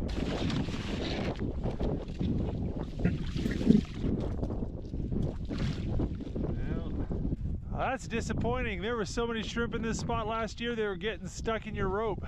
Been really weird weather this year, so I guess it shouldn't be a surprise that the animals are behaving different. All right, I'm gonna go check one of the crab's traps. This is a new crab trap John dropped down last night. We'll see if it's got anything in it.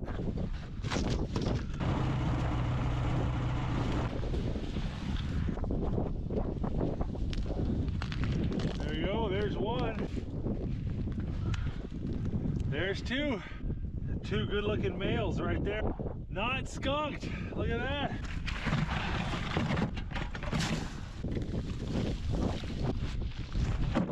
Yeah, two crabs. It's not bad for less than 24 hours.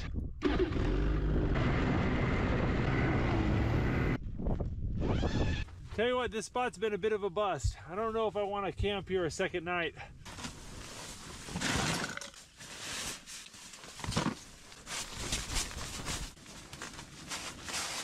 Oh, the wind's starting to pick up and that's making me a little nervous. Never tried this tent in high winds before, but I wouldn't want to test it.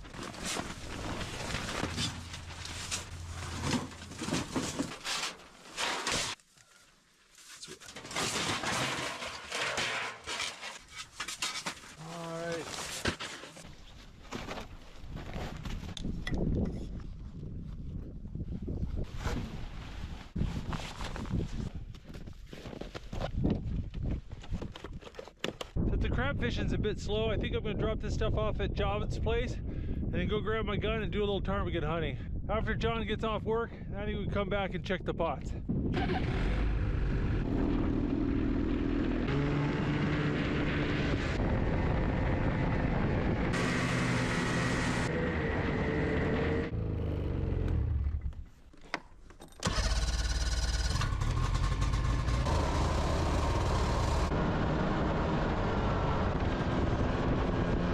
hardest part about hunting ptarmigan is finding them. I'm looking for an all-white bird in the middle of all this snow. That's why it's so important to go on these sunny days.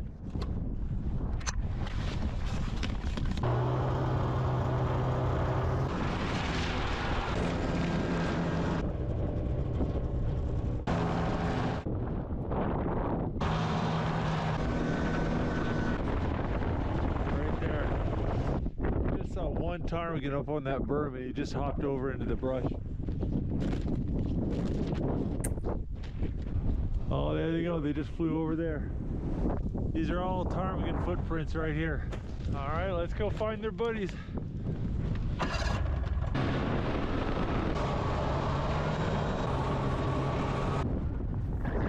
can see a whole bunch of ptarmigan prints right along these willows. Right there. I keep seeing ptarmigan, but they're skittish, very skittish.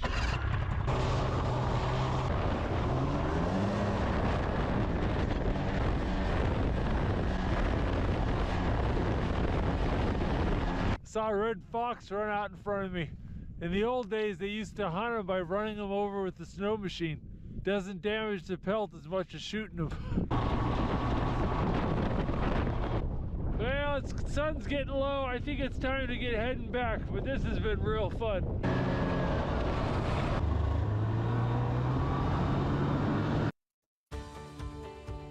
Your ticket to over 130 destinations across the USA, Canada, and Mexico. Qantas and American Airlines. Together, we go further.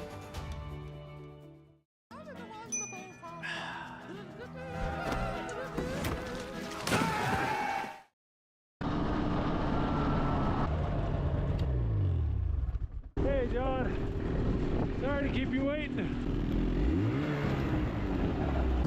All right, we're gonna go check some crab pots.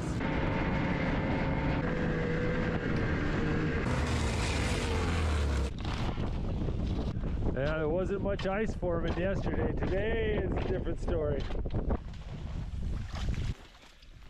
Oh, and a starfish. It's another male, right? There we go. They are so cool. All right. Okay, I'll put him in the cooler before he freezes up.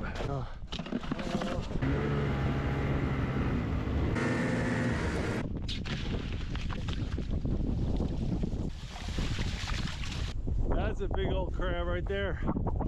And look at all the sea lice. They're eating on the bait. All right.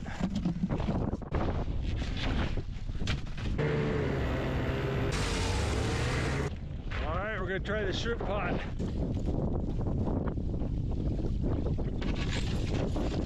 Another one of those little fuzzy crabs. Oh, I got a little sea urchin in here. You just grab it with the knife.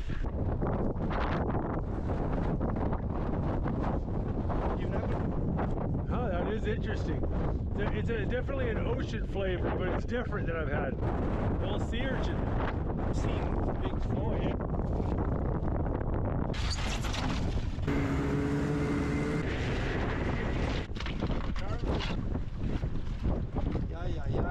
Down until we're ready. We'll take it home.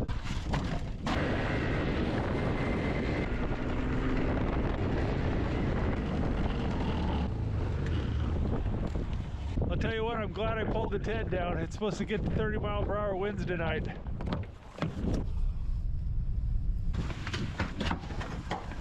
My feet are so wet and cold. I cannot wait to get these boots off. Oh, this is nice. I'll see you in the morning. All righty.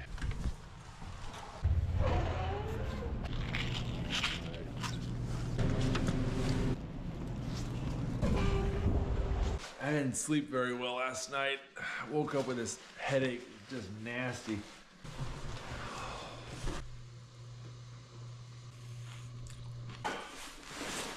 I'm not 100%, but I'm feeling a little better. So I think I'm gonna go try doing a little hunting. All right. Oh, it's colder today. And it feel it in the nose.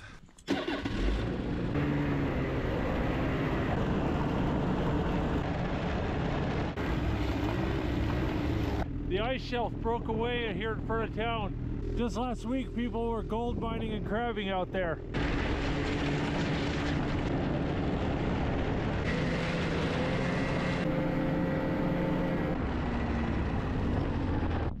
Look at that thing.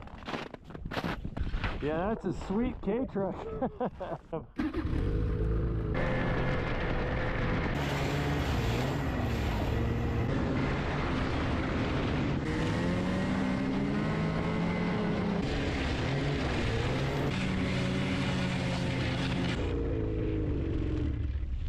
Man, I just haven't seen anything.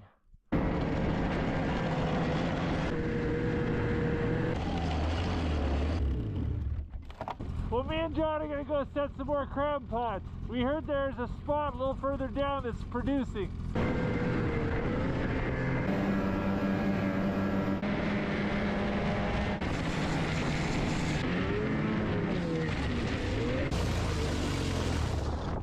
This place is called Cripple River. It's a little seasonal native community where they come here for subsistence fishing in the summer. Nobody here this time of year.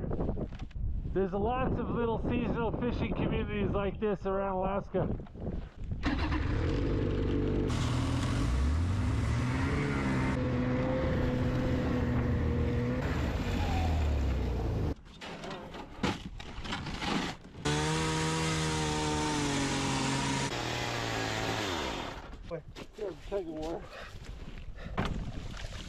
My fingers are getting cold just watching you. Oh, it's actually mine are hot. Because if you keep moving, you really don't feel the cold. It's a nice big hole. I know.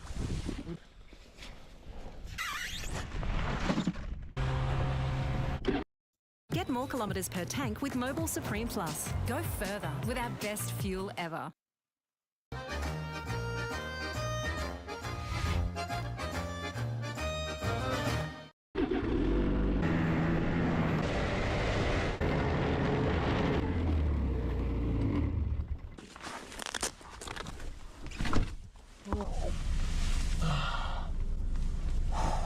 Well, Megan and the kids are going to be landing at the airport in about 20 minutes, so I'm going to freshen up and run over to the airport.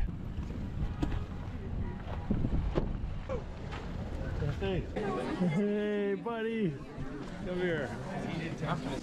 Hey, Tommy. Hey. Good to see you, buddy. Hi. I do things are good. Go.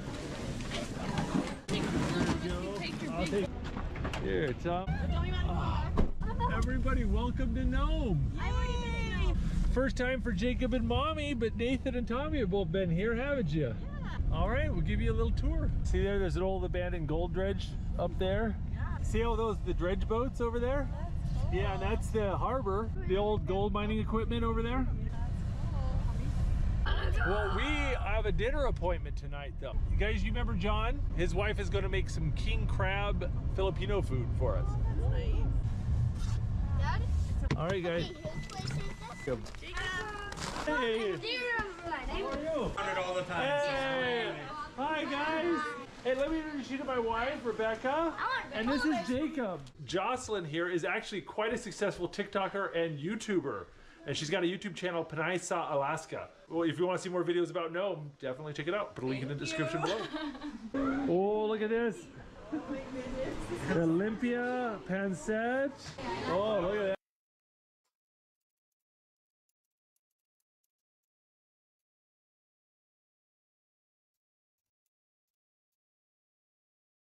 To be nice and fresh.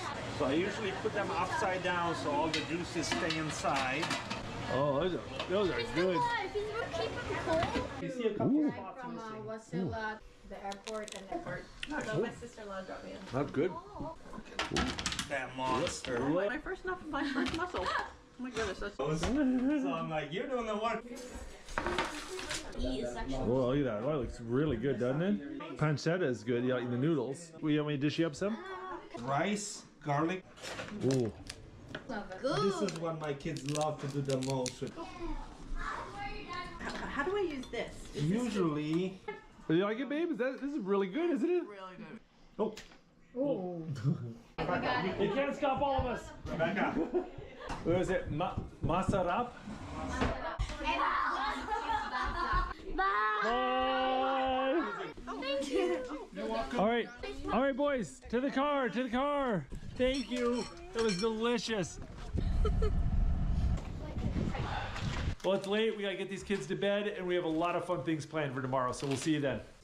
Well, good morning, everybody. We got the troops up, and we're going to breakfast. Boots on, Jacob. Boots. Oh, I think we got seats available. All right, guys, ready for the best stuffed waffles? Good morning. Now, guys, you want the stuffed waffles? Yes.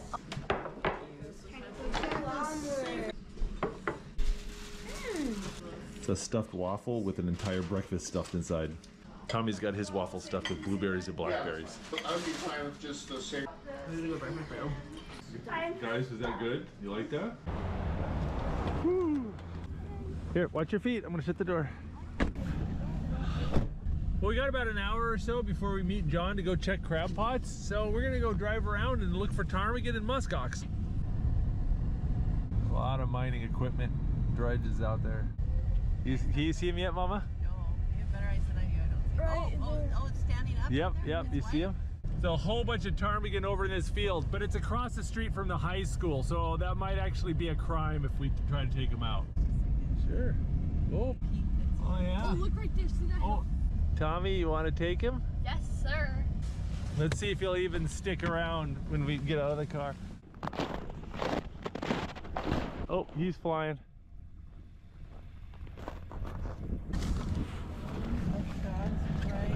Gotta kind of hit it at a go so you don't slide off. Yeah, he's just right there. You want me to get him? I could take him with the shotgun. Let's see if he's really chill. Oh, he's moving now. Oh, yeah. Wait, watch where he flies. Watch where he flies.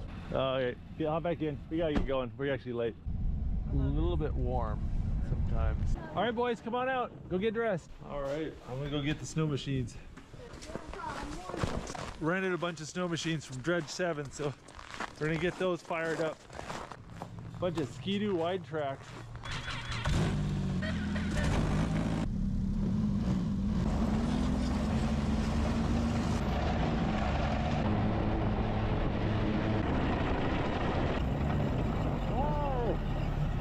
Oh, it's all good. All right, I'll follow you.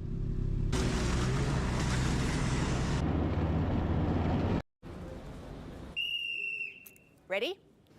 At HCF, we're always looking for ways to give our members more value.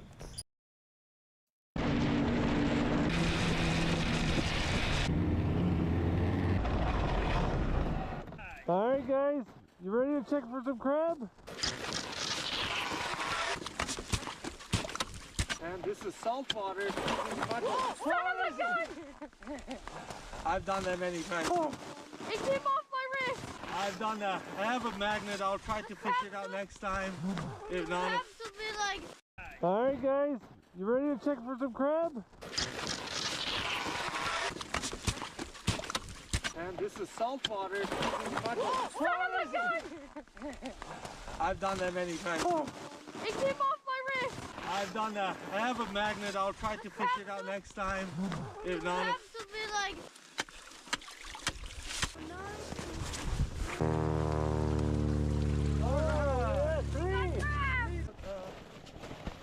Get over here. We got. There you go. These are ginormous. When they're cold. Look at that. Are you allowed?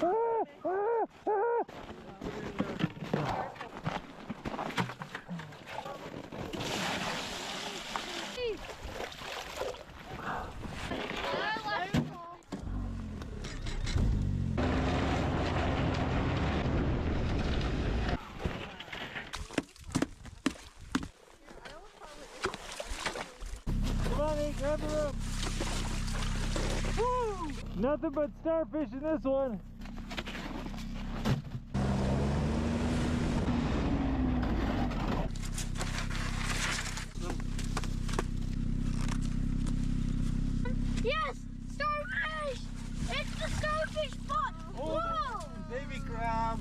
There's one shrimp.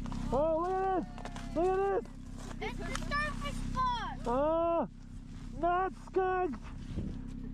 Not skunked! There you go! There you go, now you have shrimp for dinner! Whoa! Any crab, we'll throw that one back and hopefully... Look how cute it is! Yeah, little scoping. Should I throw it back? Before it freezes? We got one! Shrimp! Woo! Not skunked! Maybe the next shrimp pot will be... That was the best shrimp pot we've pulled this whole trip! There you go. Got some shrimp pen set coming, yeah? Alright guys, you wanna go see the edge of the ice? Yeah. Alright, let's go do it.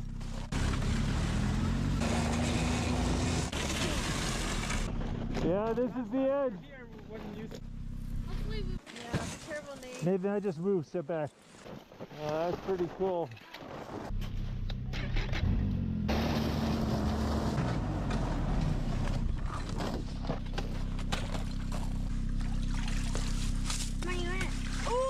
Oh, that's so cool. Sea urchins! Yes, two! Tommy, you ready to eat some sea boogers? Yes, sir! Crack it open. Oh, yes. Crack them open. Here, we'll let the chef show you how it's done. He's an expert at preparing uni. Oh, it got purple blood. It's better than limpet, I think. Is that what you eat? Yep. Yep. Okay. It's like, I'm not a savage. Salty. There you go, Tom. That's really pretty good.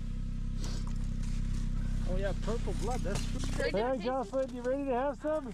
That tastes like a booger. It does have It's a delicacy. It's like picking your nose. Oh Lord, please help me. See, it's kind of good. It's salty, yeah. I like That's a little, well, show it to me. Oh, look. Patrick had a baby. Patrick had a baby. Tell the others what we did here. Oh, yeah. So we found a good sea urchin spot. I hope you put that in your GPS. Oh yeah.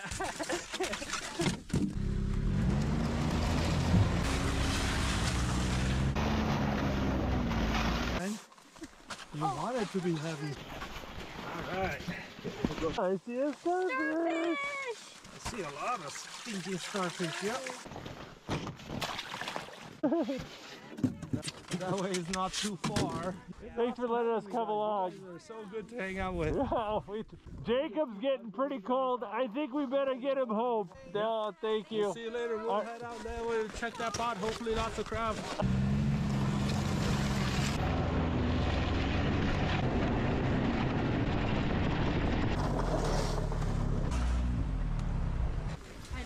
No, the time where you... Thank you. Oh, thank you. Thank you so much.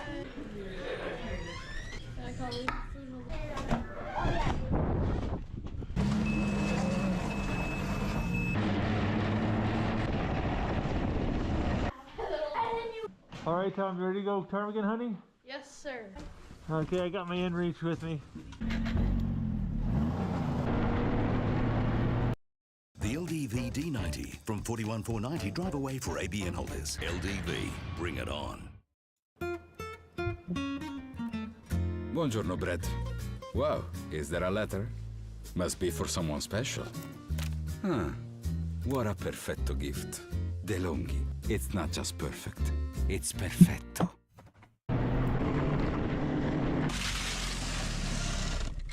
All right, Tom. So this is it. We got these willow patches along this creek.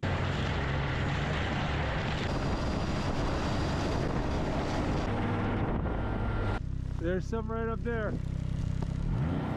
Look at that flock of them.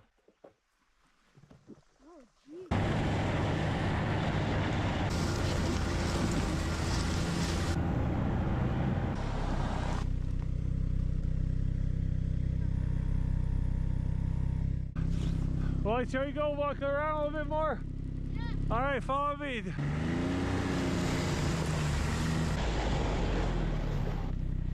Tommy, how many ptarmigan have we seen? Hundreds, right? So they keep flying off before we can get up close to them. So you keep looking around? Yeah.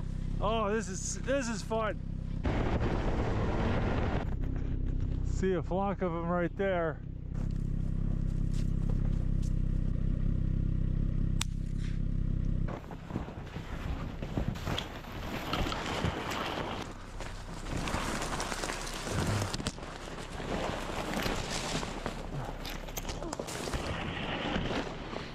Oh, there we go. Finally got one. We're right back where we started.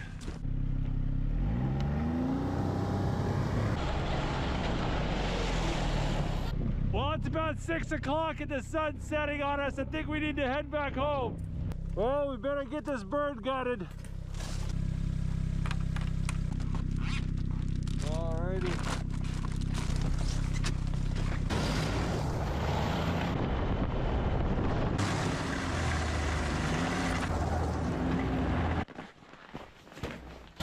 Oh, anybody home?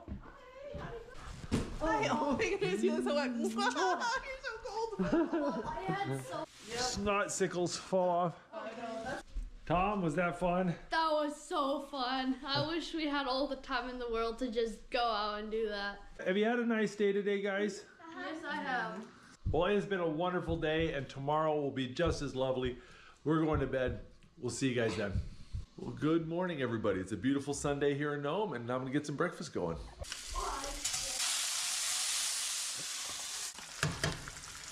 We got a couple leftover Danishes we want to eat for breakfast. Of course, they're a little bit more stale than they were yesterday. So I'm gonna run them under water and throw them in an oven. Put them in a paper bag and just briefly put it under water. Heat up the oven to about 350. Give it about 5 minutes and they'll be soft and warm. Ooh, feel that? Feel it. Is it better? Yeah, it's better. Okay. Well, it's Sunday and we're going to church in the next 15 minutes or so. So I gotta get the car started. Ooh, it's -10. It's a little cold. Oh, the ptarmigan froze nicely. Ooh. All right, guys, come on, get your shoes on. Okay, can I touch? Turning on your electric jacket. I know, it really was a good buy. It keeps me warm. I love it. Car's been warming up for 16 minutes and it's still icy. It's cold out. Want me to get out? Looks like we're here at church. We're gonna put the camera down and we'll see you guys in a little bit. Hi. They had a potluck after church. That was nice. It was really nice. People are so friendly and I'm full. Yeah, but we gotta go get them. Here, you guys want to go get changed and then let's go look for muskox. Mom really wants to go see if we can spot a muskox. Muskox. What a pretty day though. The ocean's starting to freeze up again. Look at that. You see right there, there's a snow machine trail along the road. That's the Iditarod Trail. It's about a 1,100-mile race. It ends in Nome.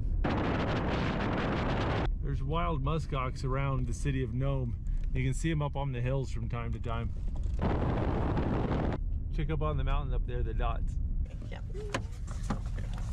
I'm pretty sure we saw muskox the other day. It was so far, it was just a little dot on the mountain, but the dot's not there anymore, so I think it was a muskox. The little knob right there? Yeah, it feels looking. How far from the top are they? Pretty near the top. I mean, that looks like that might be 2 muskox.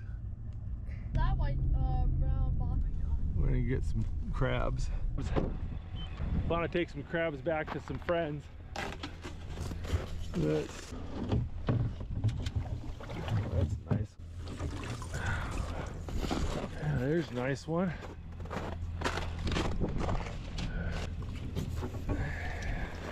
There's a nice chunky one. Got some crab in the bed there. I don't want them to freeze before we get home, so I'm going to bury them in snow. There we go. Ooh, it's nippy out there. You know in Hawaii how they have the honor boxes? Those are like king crab honor boxes. Ooh, we're sliding, sliding, sliding, sliding. Let's just turn while we slide. Okie doke, we're good. We're flying home with those crabs tomorrow, so I'm gonna go ahead and cook them and freeze them tonight.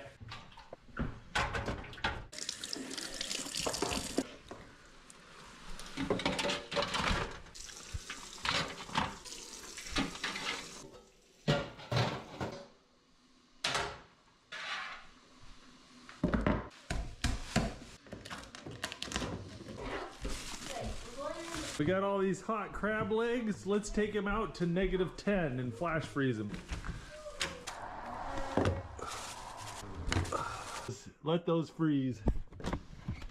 Your ticket to over 130 destinations. Qantas and American Airlines. Together we go further. Set yourself free from having to hide from your kids. Free from the expense, from coughing and running out of breath. Set yourself free from the smokes and you'll be free from all the crap that goes with it. Visit besmokefree.com.au to find out how. They'll go faster than the freezer. Well, John just texted me and said he got a whole bunch of crabs in his pot, and I have some stuff I want to give him, so we're gonna run over and say goodbye to him and see how he did. Museum things. It's the king of gnome crabbing! You got 9 in 2 pots? Yeah, one of them had 4, the other had 5. That's pretty impressive. Take all of them. You sure about that, John? I'm going back tomorrow, so. Well, I will put him to use. I will give him a loving home. Oh, these are nice crabs, man. Yeah, look at that. Look at that. Oh, mackerel. But it's better than nothing. Oh, they are just big enough. These are big enough. I got it. Thank you so much, John. Not just for the crab, but for the whole experience. Oh, you guys are wonderful. The face hurts. At these temperatures, it's not cold, it hurts. Yeah. It just hurts.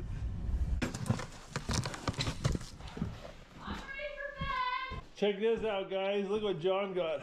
There's 14. You think we can get 14 crabs into this pot? I believe. I think we can do it. Really nice ones in here. Oh my goodness, can we do it? Oh, it's so close. I think we're gonna have to let this steam for a little bit longer than normal. That is a pile of crab legs. Gotta go take them out onto the deck. All right. Those will all be frozen soon and ready to ship back home. But it's late, we're going to bed. We'll see you guys in the morning. Okay guys, everybody to the car.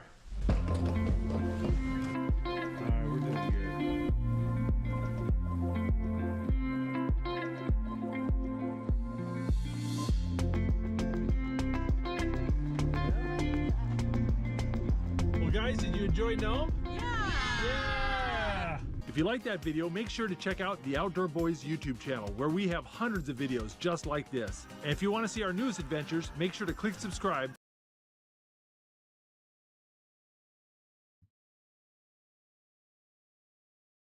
From sleeping in separate beds because they're too fat to fit in one, to one of the couple actually losing their life because of their weight, and the other finding new love with another My 600-Pound Life star. The story of Vianney and Alan is one of the biggest roller coasters I've ever covered on My 600-Pound Life. This episode features not one but 2 stars. 35-year-old Vianney and her partner, 51-year-old Alan. They're 16 years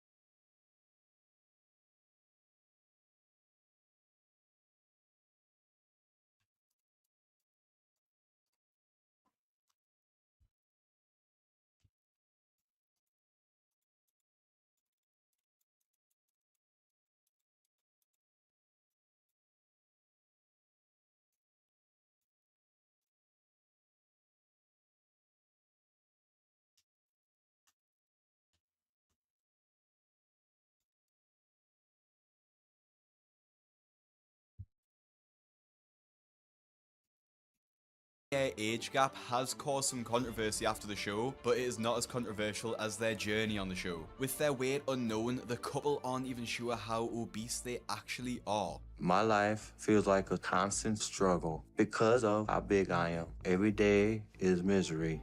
And when I get up in the mornings, I wake up in pain. And it's not just in parts of my body, it's everywhere. And it gets worse by the day because I keep getting bigger. And now it's so bad, it's hard to do just about anything. But the hardest thing for me is I have to sleep alone now. Because of his size, Alan can no longer fit in the same bed as Vianney, so he has to sleep in his own double bed. I've heard of couples sleeping in separate beds because they might work a night shift or maybe they snore, but I've never actually come across anyone who can't do it because they just don't fit. Me and my wife can't be in the same bed because of how big we both are now. So I try to do what I need, then go and help her because her weight has made it difficult for her. And it takes a lot mentally and physically to push myself to get out of bed and start my day. Because Alan's partner, Vianney, is also extremely obese, he needs to take care of her needs as well as his own, like helping her get in the shower and get dressed. I'm embarrassed that I have to have Alan help me like this. I'm practically bedbound at this point. And right now,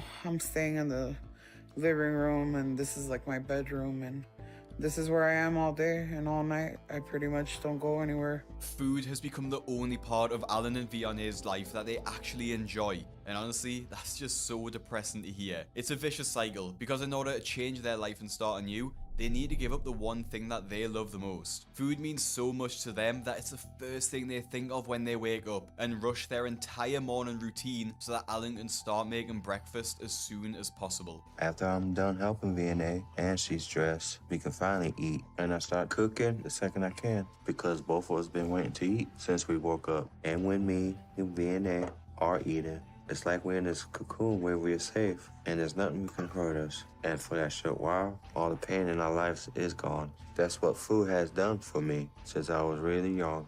It's been saving me my whole life. The pile of food that Alan makes is insane too. It looks like he's made about 20 pancakes with an entire tray of bacon and at least a dozen eggs. They start the day with enough food to honestly last me a week, and that's only the start of their day. For Alan, his obsession with food started really young. His speech impediment was caused after he fell down the stairs when he was 2 and damaged his head quite severely. His childhood was also difficult, as he remembered being bullied for being different. His dad was never around, but he loved his stepdad and had a good relationship with him. But when his mother and stepdad divorced, Alan turned to food, locking himself away to eat as much as he could stomach. By the time Alan was 13, he weighed over 200 pounds, and having a speech impediment and being obese made school a living nightmare for Alan. So much so that after skipping loads of classes, he just decided to drop out, never actually finishing high school. After that, food was the one thing that helped me feel better, and I kept gaining. And as I got in my 20s, I was close to being over 400 pounds then, but my life went into a different direction for a bit. After he dropped out of school, Alan started hanging around with a bad crowd and used to go out and steal cars. When he eventually got caught, he spent 18 months in prison. After his release, Alan was a 20-something-year-old with no high school diploma, a criminal record, and a body weight of over 400 pounds. He was practically unhireable. So instead of making the change, Alan just stayed at home, locked himself away, and ate himself up all the way to 500 pounds by the time he was in his 30s. During that time, Alan met Vianney on a dating site, and they've been together ever since. I loved Alan's personality. When I met him, he was always a very, very happy person, very outgoing. He didn't have any hang-ups about his weight or anything, and it just made me feel better about myself. The biggest thing we bonded over was food. So in a lot of ways, we just felt like we were made for each other. And when I was 35, I asked her to marry me, and she said yes. So we got married. It starts with a dream, ends with a story. Travel confidently with 15% off Allianz Travel Insurance. Search Allianz Travel Insurance today. It seems like over the course of the relationship, Alan and Vianney have just encouraged each other in their bad habit and eaten themselves up to this super morbid obesity. They clearly just don't have the capacity to tell each other no, so have just indulged in as much food as they want without any judgment. Alan is the first person that I've actually been able to have any type of meal with, because I feel like there's no judgment. We give each other this freedom to eat what we want, and we're both just eating and being happy together. And when I'm eating, I can forget about my life and how miserable it is. So food is what keeps me and Alan going. And I know for me, it helped me survive so much. They eating so much food together in the name of happiness, when really, how happy can you be living like that? They don't ever leave the house, they don't have carers, and they don't have careers, and really, they've just got nothing going on in their life. But for them, food has outweighed the need for all of that. Until now, really, as Alan has become increasingly aware of the damage he's causing to his body. For Vianney, growing up wasn't easy either, and her traumatic upbringing has a huge impact on her relationship with food. My mother was abusive physically and verbally and mentally. She would hit me with belts and cables, extension cords. I mean, anything that she could strike me with, she would. And at that age, all that I could understand was I was bad, and that's why this was happening. And that's when I first realized that when I felt sad or scared, I could go to food. It was an escape that made me feel better. So I started to eat a lot. And by the time I was 7, I was a little over 70 pounds or so. So I was overweight then, but not a whole lot. Vianney's weight gain only skyrocketed after suffering abuse from her mother, as she became obsessed with trying to get Vianney to lose it, putting her on diet pills when she was just a young child. She was ashamed of having a fat daughter. She didn't want people to know that I was her daughter. It made me feel unwanted, unloved, rejected. If my own mother couldn't love me, I'm like, who can? To where I just needed to escape with food more and more. And I got to 100 pounds. By the time I was 8. So I was gaining weight faster then, but it still wasn't out of control. Things got worse for Vianney when she was assaulted by a family friend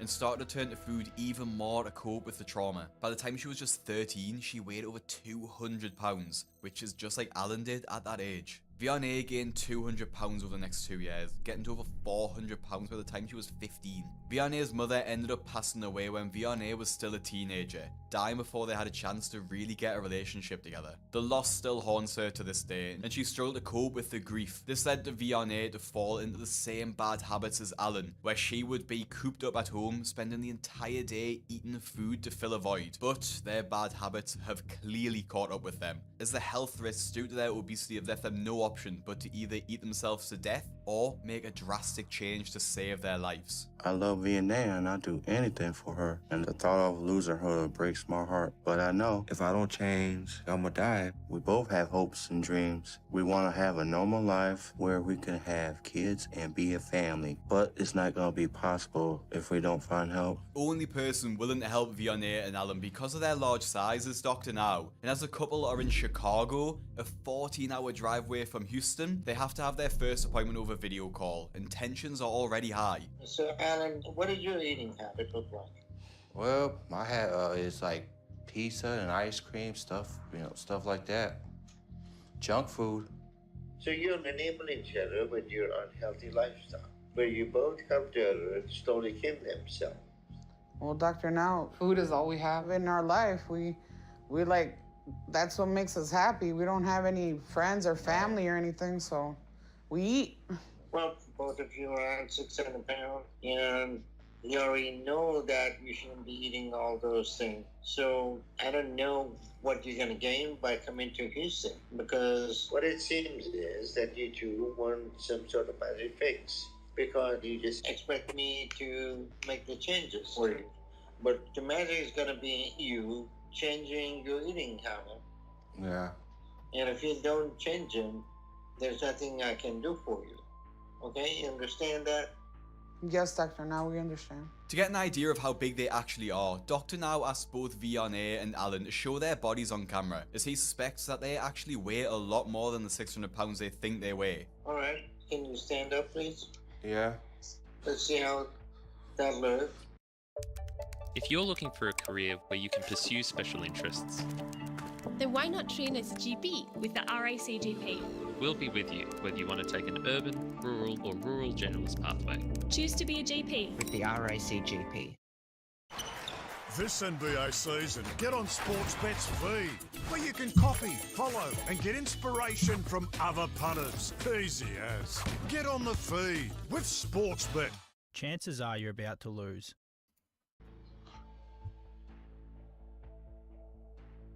All right. Okay.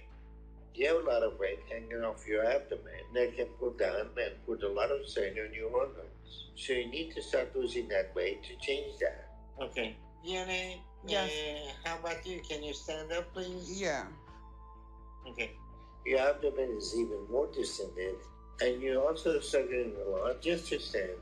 So you both need to start losing a lot of weight immediately to turn your situation around before it gets any worse. As they needed to lose a lot of weight fast, Dr. Now shares a low-calorie diet plan with them to kickstart their weight loss. Not only do they need to lose weight to have surgery, but they also need to lose a few £100s before they even think about travelling to see the doctor. Both a short flight and a long car drive are incredibly risky for the couple, as they get a blood clot or just have their hearts give out because of the stress of the journey. While the couple are pleased to have started their weight loss journey, the new diet comes as a shock to them, as they're going to have to give up about 90% of the calories they're used to eating. Over the past week, me and VNA have been going over Dr. Now's diet. But getting his diet was a bit of a shock because it seems like we have to give up everything good. And that's just not what we were expecting. My big concern is mostly for VNA. I'm worried if she's forced to give up everything she likes instantly overnight, then she could get really depressed. I've seen that before when she tried the diet,